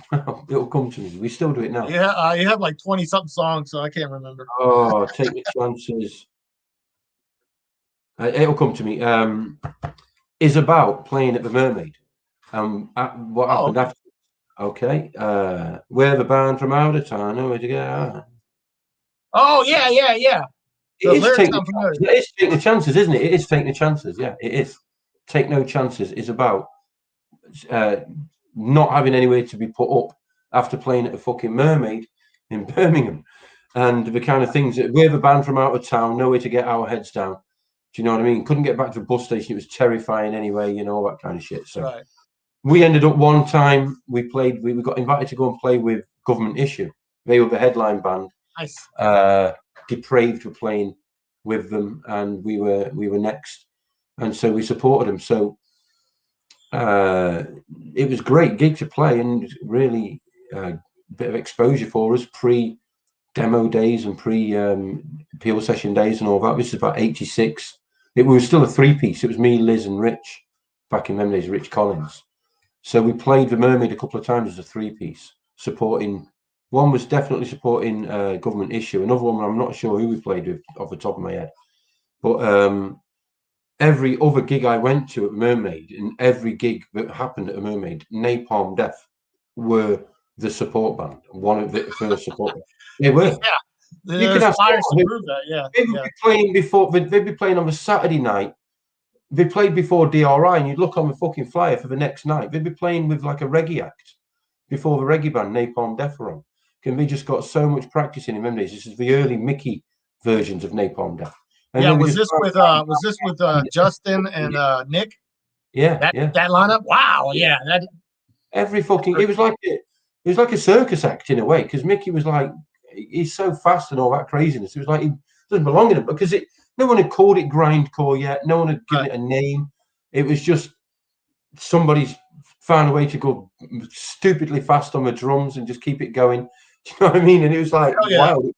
So we had to encompass it, if you wanted to, but it was a bit. They hadn't really got into the really down tuning and the vocals. Bill hadn't got his influence in yet, so it was still a bit. It was a different sound. It was a wild sound.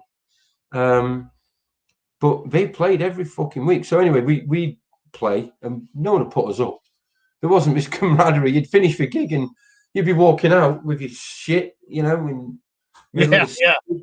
Next bus home is tomorrow morning, 10 a.m. It's like, where the fuck are we? One time we got with these Jesus people. These sort of, hang on a sec. Get the dog out. He's crying. Rob King, if you're still here, I will ask him about the West Ham. These strange Jesus people who put us up, they fed us and they kept us there, and they tried to indoctrinate us and get us into a cult, I suppose, whatever it was. But we resisted that. One guy did talk to me. He said I was into discharge and things like that. Do you know what I mean? And I questioned him, and he knew his stuff.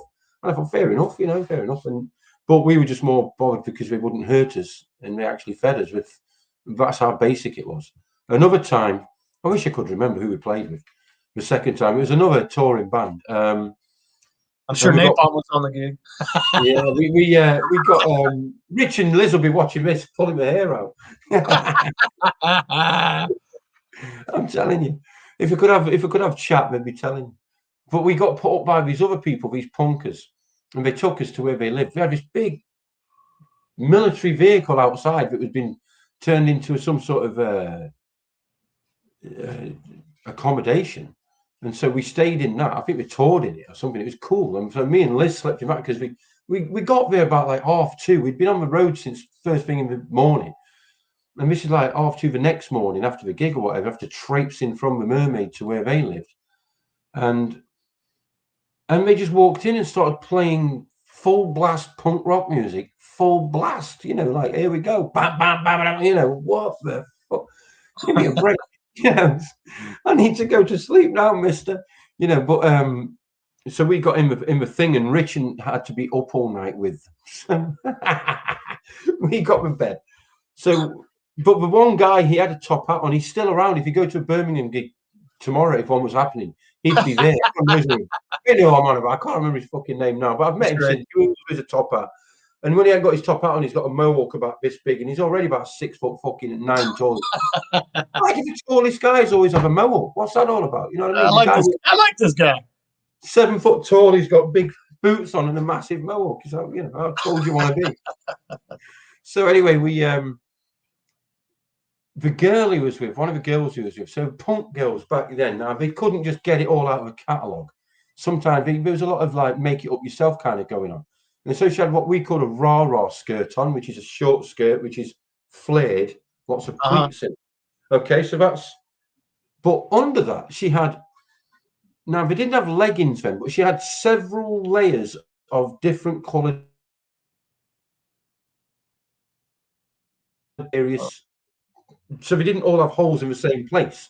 So it kind of ended up being like a pair of leggings. Layers upon layers of tights, which I hadn't really noticed or figured out until we're walking behind them, me and Rich. I think Liz is talking to someone else ahead. And so we're with this pack of people who are going to put us up. And she's a couple of steps in front of me and Rich. And we're on a big, wide city pavement going home, midnight kind of thing, going to where they live. And she just sort of like, with one hand, mid-step, without breaking step, she put a hand between her legs, grabbed the back of her waistband of this concoction of tights, and or what you call pantyhose, pantyhose. And she pulled them out of the way, just enough out of the way, squatting.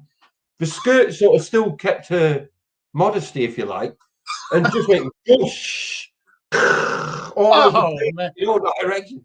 About 4 pints of beer came straight out of her. Oh my! It was like, wow, at least a guy goes to the wall or something. This was mid-step. We were right behind it. We had to like, whoa, split. Oh man! Oh, wow, we thought we were punks. This is punk. Yeah. Step aside. Fuck it. She just like let go of the elastic. It all sprung back into position, and she just kept walking. And she hardly broke step. It was brilliant. You know what I mean? I thought, wow, if I'd been over a drain, that would have been perfect. You know what I mean? If you'd just done that over a little grid, that would have been perfect. That would have been actually quite civilized. But no, because it was mid-pace. Wow. I remember. I can hardly remember playing on stage. You can remember that. Yeah, well, you know what I mean. So yeah.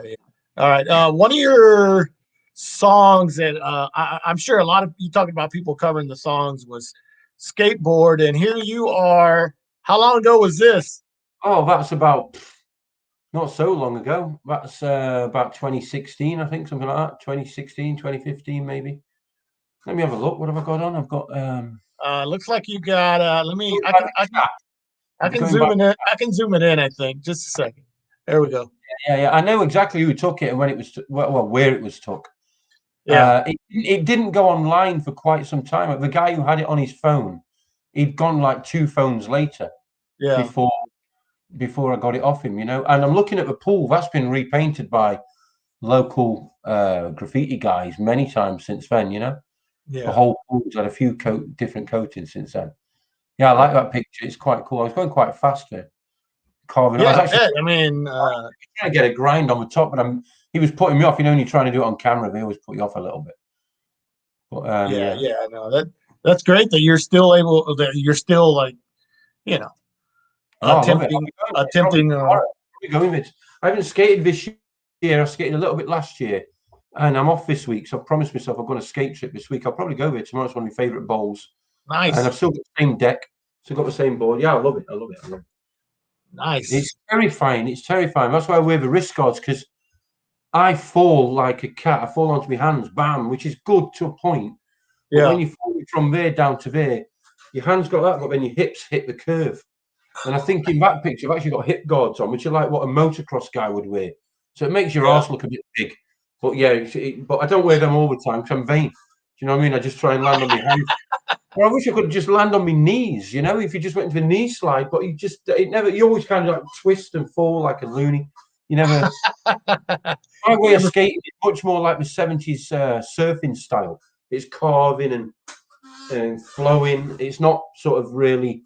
I do airs and things, but it's not really that linear trick kind of style that came later. I'm not that good, so I'm carving and flowing and going over humps and things. I can roll in a bowl. That's pretty cool, you know. But it's terrifying. It's terrifying. You know, no matter how many times you do it. I suppose that's why you do it. If you didn't have the fear, because you know it's what it's like on a skateboard. Even if you can do it, all you got to do is get on it on the concrete, lose concentration. You can fall off because it slips because the wheels are so small. Yeah. And you can crack your elbow that quickly, that easy, and just like, and then you fucked. I can't play the drums for 6 months. That's how easy it is, even when you know what you're doing. So you get on it and you're set to, you know, it's a certain mindset. And so I get padded up. The funny thing is, when I'm padded up, I don't fall off. It's crazy, isn't it?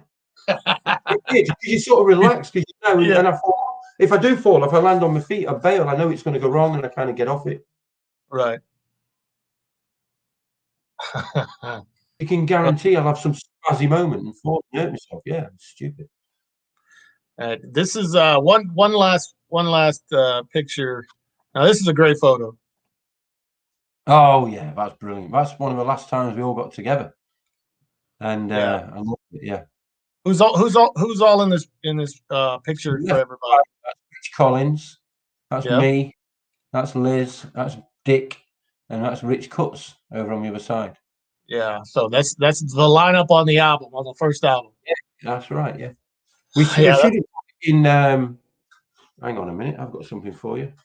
We should have got it in line with this other photo. Can you see this? Well, let me put you on here. Oh yeah. Oh yeah. Oh, let me flip that. So it's that picture, almost. Yeah, that's it right there. Yeah. Yeah, that's great. So there, that's hang on. What is that for? Rich Collins. This is the one in Worcester. Look at me. What was I trying to do? I was trying to look anything but hardcore. That's you in the Miami Vice suit, right? I had a girlfriend at the time who says, "I love it when you dress up and wear a tie." And you know what you're like. You're so moronic. Anything to get some pleasure in life at that age. You know what I mean? So yeah, looking like Don Johnson on Miami Vice. I don't think I was quite that good, but you know, I was trying. I was definitely trying. What did you use that for? That is that a promo, or what is that for? Is that just for you? This particular thing. This is what Baz, our studio engineer, has put together. Oh, okay. You know, Baz was my replacement. He's the only other drummer Intense Degree ever had. Oh wow! And I went for my wilderness years because I'm so egotistical and vain at the time. Anyway, I thought they'd just pack in, you know, without me. Of course, they didn't, because Rich Collins is so stubborn. So this was now just Dick, Andy Goodman, and Rich Collins. Okay. I left, and you know what? I only found out a couple of weeks ago off Baz. So I was asking Baz, and he's our engineer now. He's engineered a lot of stuff, and he's very, very involved with Intense Degree as our other member. All right, he is another member of the band. Yeah. And so I said, well, when you got to get, he played bass for Consumed and other bands, and he's been a tour manager for Dead Kennedys, all sorts of things. Always organised tours for him over here and gigs and things. He's been heavily involved with a lot of stuff. And he's very much into us. But back in the 93, 94, he was playing for Intense Degree, playing the drums. And so he tells me the other week when we're talking about that time, I said, well, we can use that recording you did of a certain song, you know, when you're playing the drums on it and Dick's on the vocals, I'm not on it. So it's part of our history. It'll be a surprise for people. There was another drummer. And he says, well, there wasn't even that. I goes, what do you mean? He goes, I wasn't even a drummer when I joined. I went, you what? Because I'd never even played the drums. Just had a set of drums, someone had left in the flat or wherever in the house. I goes, you what? So he replaced me with an absolute beginner. Oh my God. So, you know, that's great. Ridiculous. But yeah, he did a good job, you know what I mean, at the time. So they kept it going. We played a few gigs of that lineup, and I came back on the scene about 97. But by then, we kind of dried up a bit again. Baz wasn't in them again, and but we kind of reformed, and we reformed with a guy called Chell on bass for a bit. We got Andy back on bass, then Chell went on vocals. In fact, I think Chell went on vocals and he brought a friend in on bass for a bit. Yeah, he did. And I liked that guy. this mad biker guy. But then he moved on, and we got Andy on bass again for a short while for a demo we did in 1999, which we've never released either. And I love that demo. You just don't release demos, do you? No. But now we are 20, 30 years later, we've got all this material we can fall back on, for you guys. Yeah, he didn't like the vocals on it, so he said Shell when he did his flat vocals. Right. But now we can maybe pitch shift them and do some magic on them and make it work, because we have still got it. I've been frustrated a bit because I've been all for let's just put it out there, put it on YouTube, fuck it. But it's like, no, right. We don't want to put our name to anything. And I'm like, well, who do we think we are? We just, it doesn't matter. But because the people are into us, they're into noise and they're into the sound of fucking pots and pans falling down the stairs. If you put a fucking rattle a snare drum fast enough to it, they'll be into anything, you know what I mean? So yeah, you're absolutely right. Something else a lot of people you said not many people knew about the other guy playing drums, myself included, but something that I recently found out, I guess a couple of years ago, that nowadays you are a published author, correct? I am.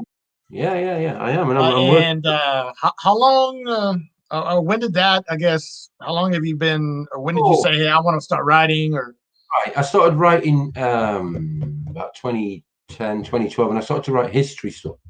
What it was, I'm first influenced by, I've dabbled in writing over the years. When I was a kid at school, I was always good at English and writing, putting stuff together. And obviously writing songs with Intense Degree. I didn't just play the drums, I wrote a lot of the lyrics.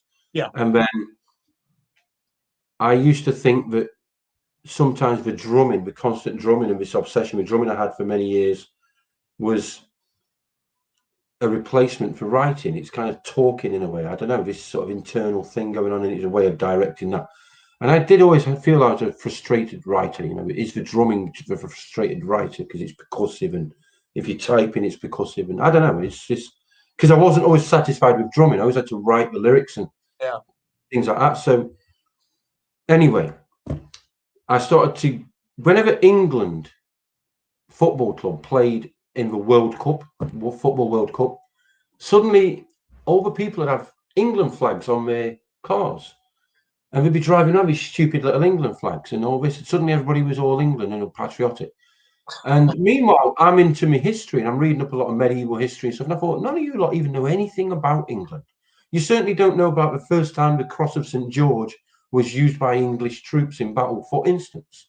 Okay, and I know when I learned when it was. And I'm a nerd. I'm an history nerd. Things like that. I was into archery, very much into archery and longbows. And so the first book I wrote was all about that. It's online, it's free, it's on Wattpad, it's on my Wattpad.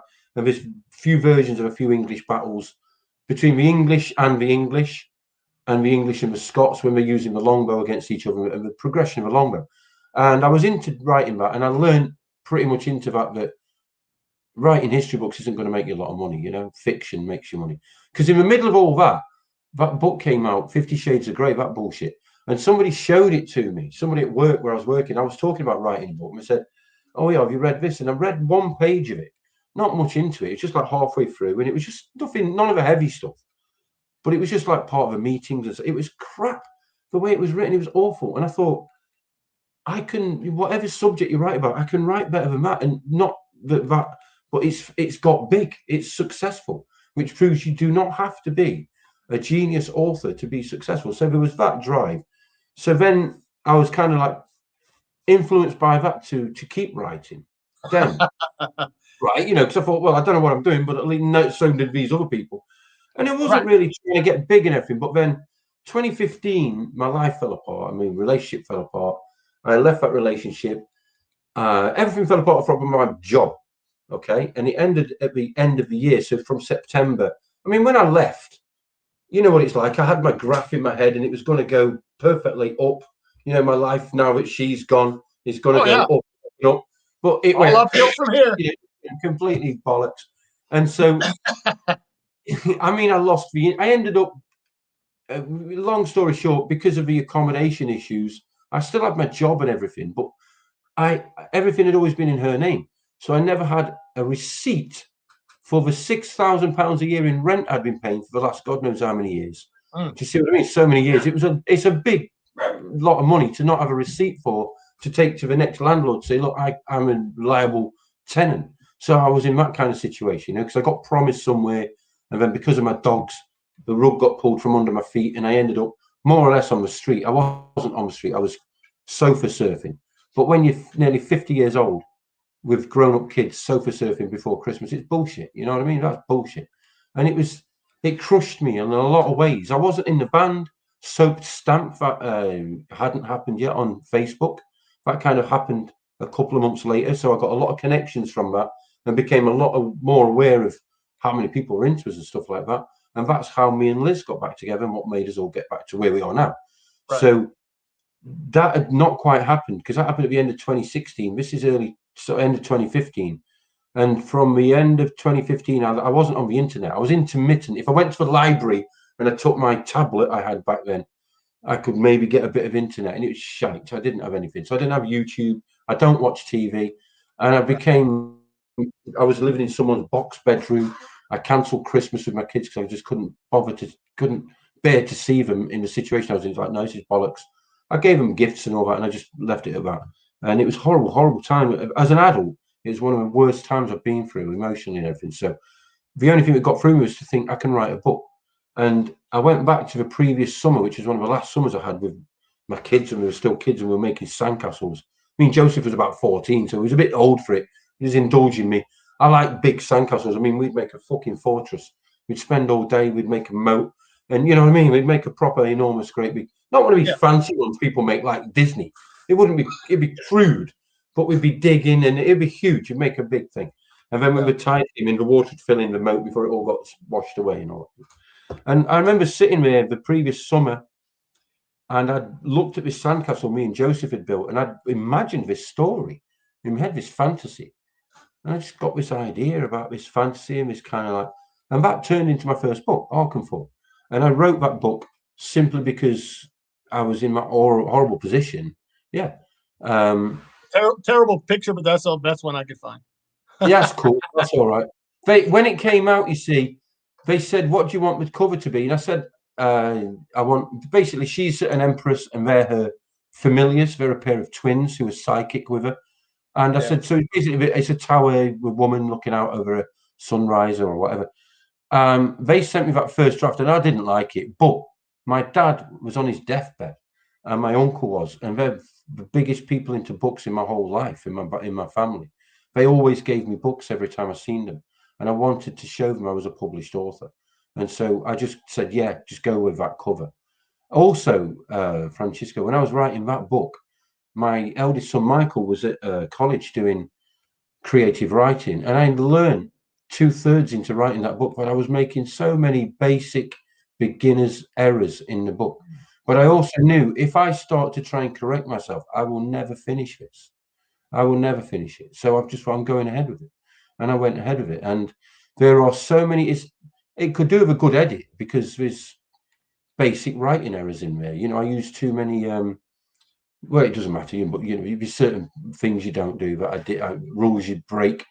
But what is in there is if you're a nerdy metalhead, thrash metal, thrash punk person like us, and a lot of people watching, there's loads of references to song titles and bands in there. I mean, an easy band to put in there is Civilized Society.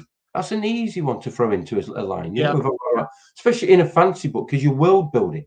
You know, you've got to set a lot of the book up into.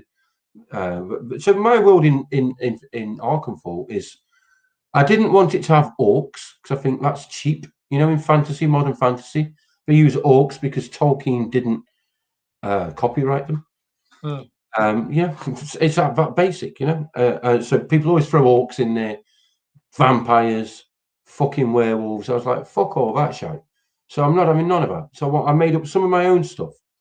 And I also went to classical monsters as well, what are in there. So, and that was inspired because I work on the bins. I'm working the bins one day. I'm emptying someone's bins, and you see the people's gardens. Obviously, you're not just looking at the bin and the wagon. You're looking at gardens and people for, you know, for your own inspiration and stuff. And I saw the pillars. You know, people have pillars with lions and things on the end of the garden on the gatepost. And this one had griffins on. And you see them all the time, but all of a sudden I really noticed it. I thought, wow, why don't I use a griffin? People know what a griffin is. If they don't, we think do I? And I think, oh yeah, it's a body of a lion with a head of an eagle. And, or, you know, some of them have got wings. If it's a griffon with O, or griffin, some of them have a four-legged lion with wings. Others just, so there's different kind of version. Oh no, that's a manticore. They're also in there. There's a manticore. Oh yeah. So I went in classical. There's all sorts. I thought you don't have to invent, because you know the other thing is, what do? You invent all your own monsters like Klingons, and then you've got to say, oh, it's got 9 horns and 6 horses, and what the fuck is it? You know, and someone's reading it. Oh, the Bumblesaurus. Oh, which one's this? You know, it gets crazy. So I can't Okay, Pokemon. be arsed of all that, inventing my own bullshit. But I did a little bit, right? So I did get a bit creative. I thought I was a genius when I wrote that book. There's a bit in it. I'm like thinking, oh, I need something else. So I created this creature, and I'm thinking fantasy monsters, you know, unicorn. Yeah. And I thought, baboom, light bulb, zebracorn. How clever am I? Aren't I a fucking genius? So I wrote them in there. They're in there. They're hardcore. The zebracorns are fucking hardcore. I love it. They come in, fuck all our guys up. It's great. I love the zebracorn scene. But I wrote it. I was into it. It's in the book. And I remember the back of my head every time I read it and did zebracorns. Google it. This little voice, Google it. Google zebracorns. Yeah. One day I Googled it. Google it, honestly. Oh my fucking God. I thought, nothing is original. It's true. My Little Pony. My Little Pony. There's a fucking zebracorn in My Little Pony. And yeah, since the 19 whenever. And so that was like one of my nieces who's now in her 30s, she used to love My Little Pony when she was little. And I thought, I bought her a My Little Pony set when she was a little kid. Did I? It's about something from the back of my head, you know, this zebracorn thing. But the zebracorn in My Little Pony floats down on a fucking rainbow. It's like got sparkles coming out of its arse and all sorts. Yeah.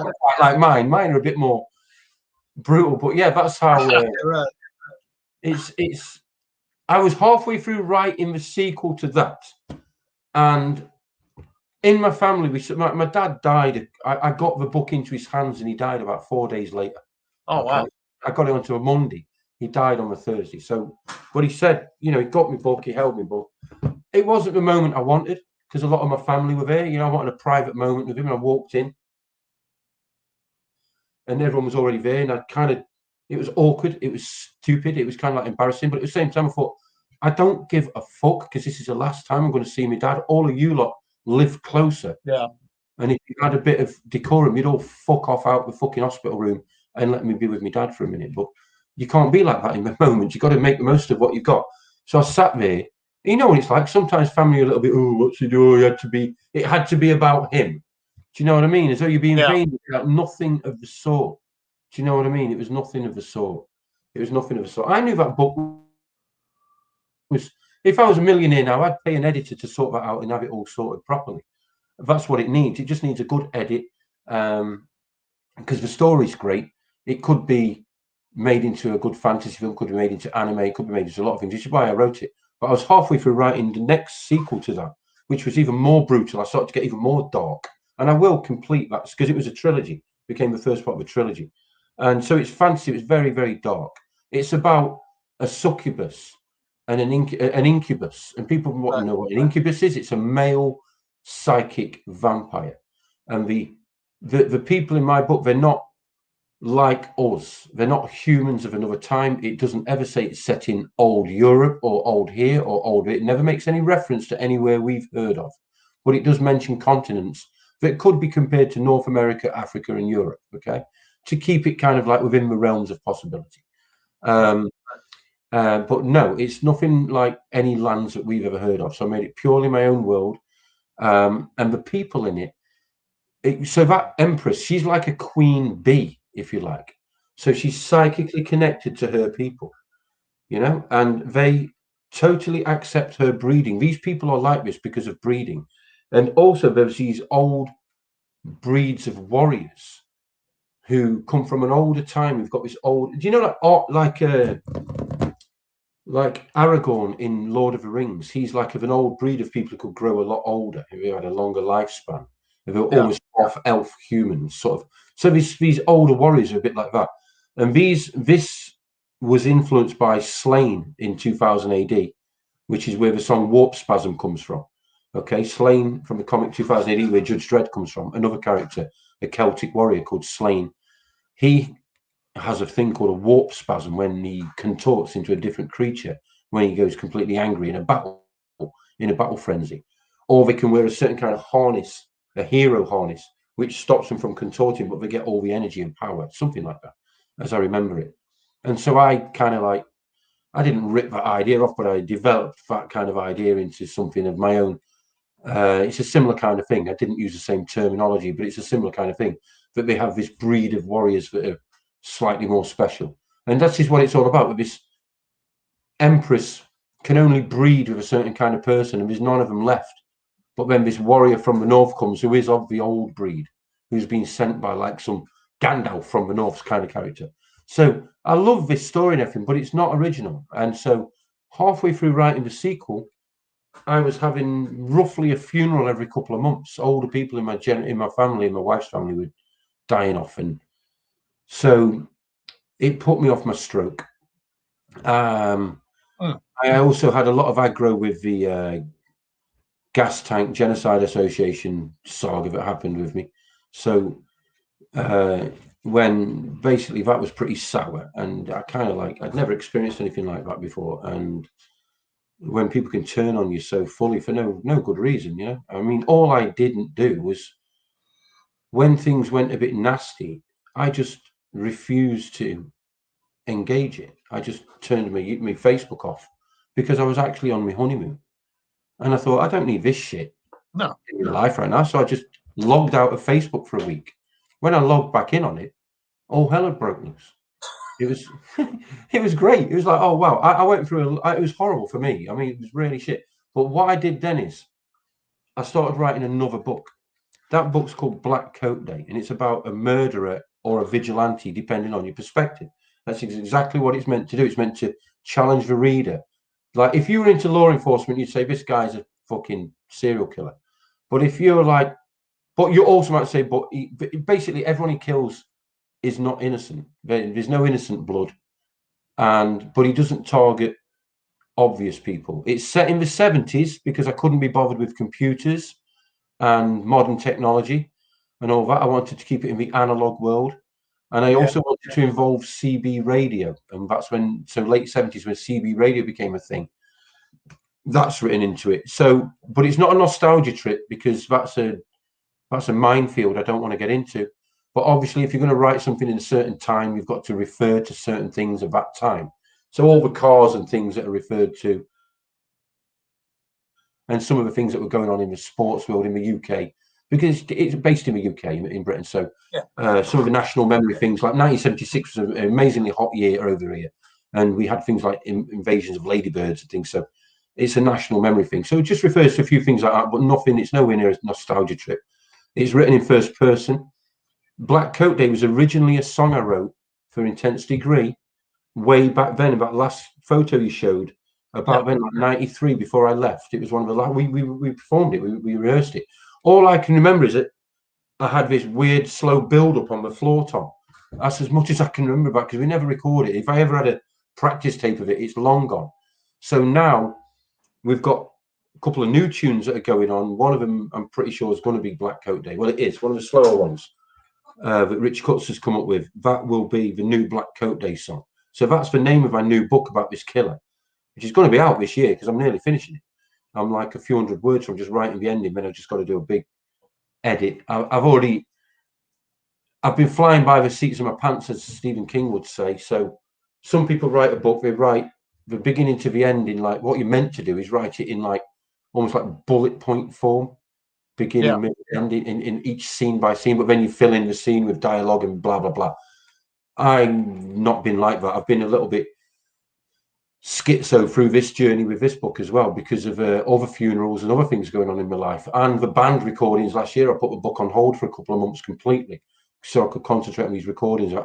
And when I say schizo, most of that is because of the distractions with 2020. Let's put it like that. It put me right off writing the book, and I was getting too involved, and like we all did, you know, there was so much fucking to get distracted with. So, but so when I started writing it again, after the fucking Gas Tank Genocide Association nonsense that went on, and all this cancelling kind of bullshit that they tried to do to me.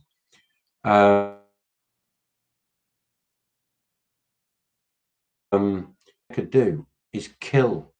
The best thing you can do is write these fucking people, caricature them into a book, into a character, and kill the fucker off. And kill them, honestly. And so every person who gets killed by the guy in the book somehow resembles certain people. You know, it would just be certain things about their appearance or their habits, their way of speaking to other people, things like that. Odious, flatulent, you know, all those kind of things are written in there big and any when they resemblance, people, they will know who they were written about. You know what I mean? Certain people will know exactly who this is. And others people from my own private life, people who've been my managers at work and little bullshit jobs and things like that over the years, you know. And others are like, you won't have to say what is it? Any characters in this that or any what is it? I forgot how the saying goes, but it's purely the disclaimer at the beginning. This doesn't resemble. Yeah. So, can any is the arc? I'm sorry. Is the first book? Is it available for anybody to purchase anywhere? They can buy it from me. I tell you what, if somebody, I've got a few copies, hard copies. You can buy it online. I'll set up a link. Right. Obviously, yeah, you can buy it online. Send me the link. Send me the link, and I can put it on. A couple of quid, and I get 100% royalties for that. So I'd rather people did that, you know. But if they really want a hard copy, I could send them a proper copy. If let's say my Black Coat Day book makes it big, and by hook or by crook, I have got aspirations for it. I think it's well written. It's a lot better than. It's a lot more concise. Because it's about serial killing and things. I think maybe it's a lot more available to a lot more people. You know, people are into that kind of shit. And there's not many books written like that, written from first person. They're usually written from the victim's point of view, from one of the victim's relatives or something's point of view, or from a law enforcement person's point of view, aren't they? All these serial killer things. There's always a law angle. Mine hasn't got anything like that. I thought, no, I'm going to avoid those cliches and figure out my own way through this book. And so the book is about, I don't want to give too much away, but the guy is a very, very controlled. He's almost like a dragon in Dragon's Den. He's able to invest in people. He's got money. He's well set up, which is why he can do what he can do. You know, he's not exactly Bruce Wayne, right? Batman, right? He's not exactly that, but he's able to support his indulgences. And what he might do is, while his businesses are ticking away, he'll go and stay in any town, in any hotel, or he'll buy stay in a hotel top suite for paying a few months in advance, no questions asked. In them days, bang, there's a load of cash. I want that suite for a couple of months. And he might even be doing business at the same time, but at the same time, he'll find local archives and he'll find death by neglect cases, things like that. So he doesn't target the obvious, the paedophiles, the fucking rapists, drug dealers, things like that. He does mention them, and he offhandedly says he might have murdered a few of them along the way just for sport of it, kind of. But the ones he's talking about are the ones for very offhanded. Oh yeah, he doesn't want to. A serial killer doesn't want to get rusty, you know. Yeah, this is it. Yeah. So he targets people, and obviously, if they've got a social life, he can go to those social functions because he's got the money and influence to buy his way into anyway. So he'll watch them and follow them around, and his whole thing is he's very organized and on top of himself and all of that. But then when it comes but he's not a hitman. He doesn't just go up, bang, you're dead. Yeah. You see, his inner struggle is with himself because the methods he takes to kill them. Well, that's, let's say, the most graphic part of the book when it really gets into some detail, because he loses it at that time. He's meant to be a cold-blooded killer, and his whole thing is he's telling himself he's a cold-blooded killer when he's not. He always kills him in hot blood. He always, you know what I mean? He loses it. He loses that moment of death. Yeah. He could just go bang, you're dead. He could just kill them easily, but he doesn't. He gets into it. Let's put it like that. He gets into it. So his inner struggle, because you have to have an inner struggle in a character, is how come I'm so organized and everything meticulous in every part of my life? How can I watch a guy for months on end without, be able to control myself. But at the moment I've chosen to do him, I have to become this monster, and this horrific, blood crazed. And that's his thing, because the way he kills them, it's always different. But I'll leave it at that. It gets pretty graphic. Yeah, it sounds pretty damn interesting to me. Looking at the time, we've been on here quite a bit, so I don't want to keep you much longer. But there are some people that had some questions. There's Rob King. I'll go ahead and show it on there. I don't know if you can see the question. Get Frank to talk about his favorite football team, West Ham. I guess you know Rob. I do know Rob. Yeah, he's a great guy. I guess West Ham. I guess West Ham United is not your team, right? I follow Millwall, so that's why he's doing that. He loves West Ham. Yeah.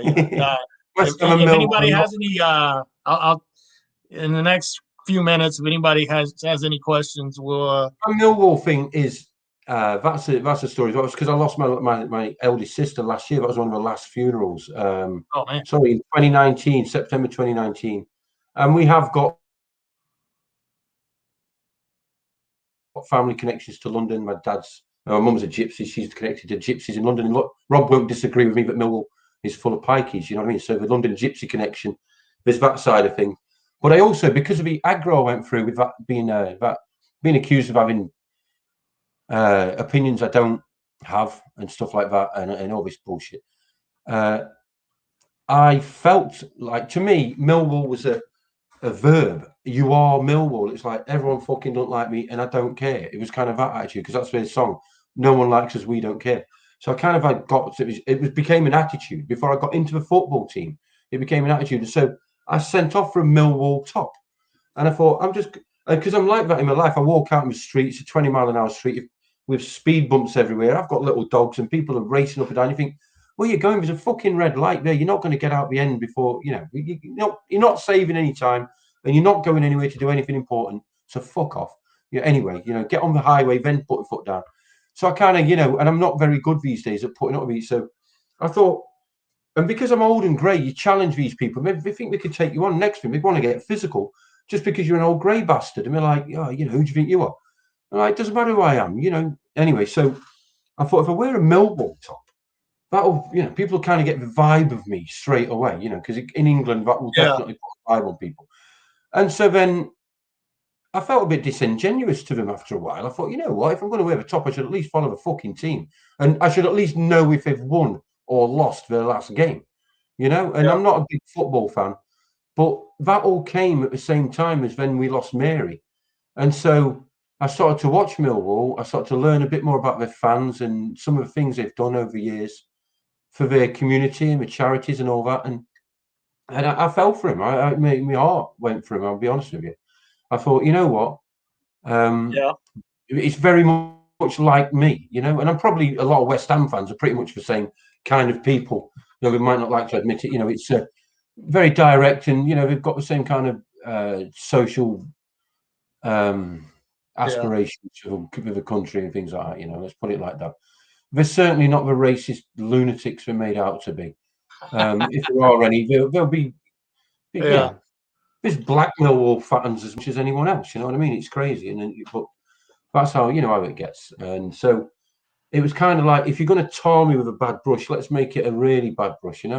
There's a stoical quote from Epictetus from years ago, and he said, and I wish I'd said this back at the time of all that shit happening to me. It was like, these people who say these bad things about me, well, they didn't know all these other things about me. You know what I mean? What they could have really said about me. I was accused of being transphobic and all that, simply because I shared a post from YouTube which was questioning whether we should allow children to make their own mind up, or teachers to influence you to get genital mutilation, as I would call it.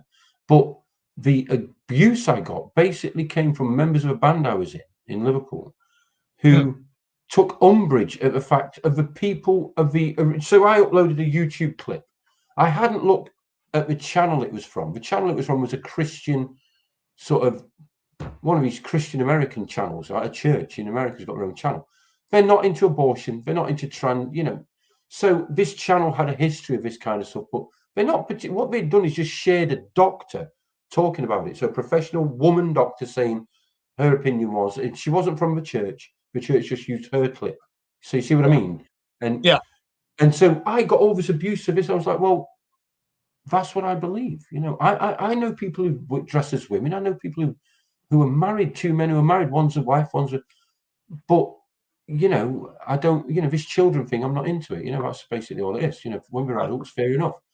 And nobody spoke to me intelligently about it. They all just, because I turned my Facebook off, you know, because I was on my honeymoon, I didn't want it. I thought, fuck this, I can't be arsed with this shit. Fuck that. You know, I'm not bringing this toxicity into my living room today. Thank you. See you.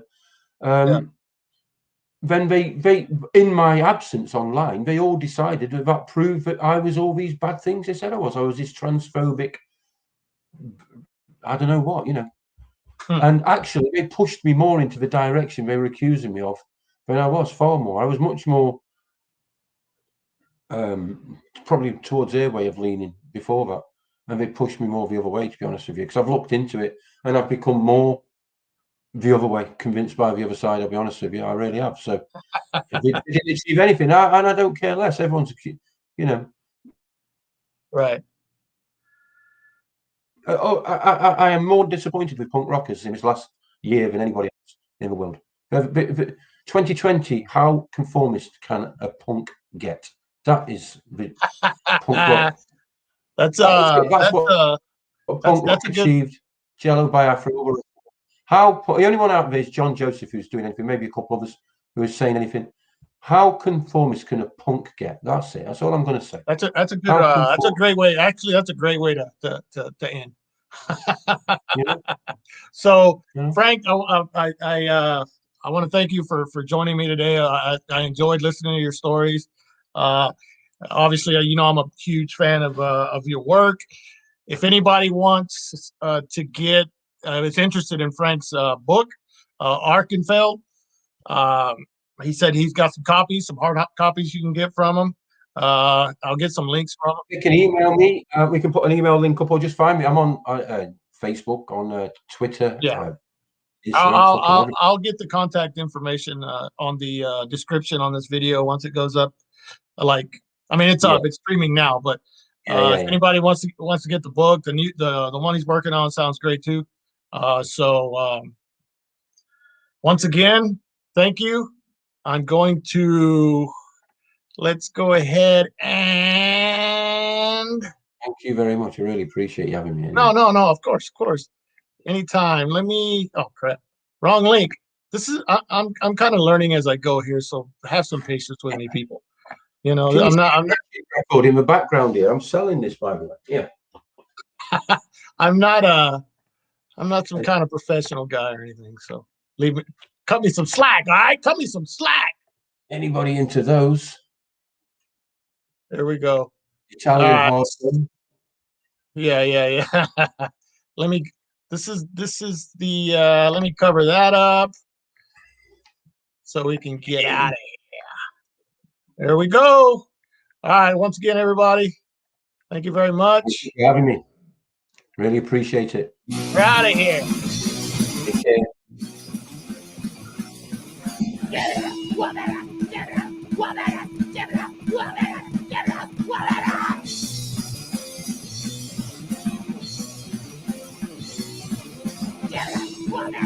What is this?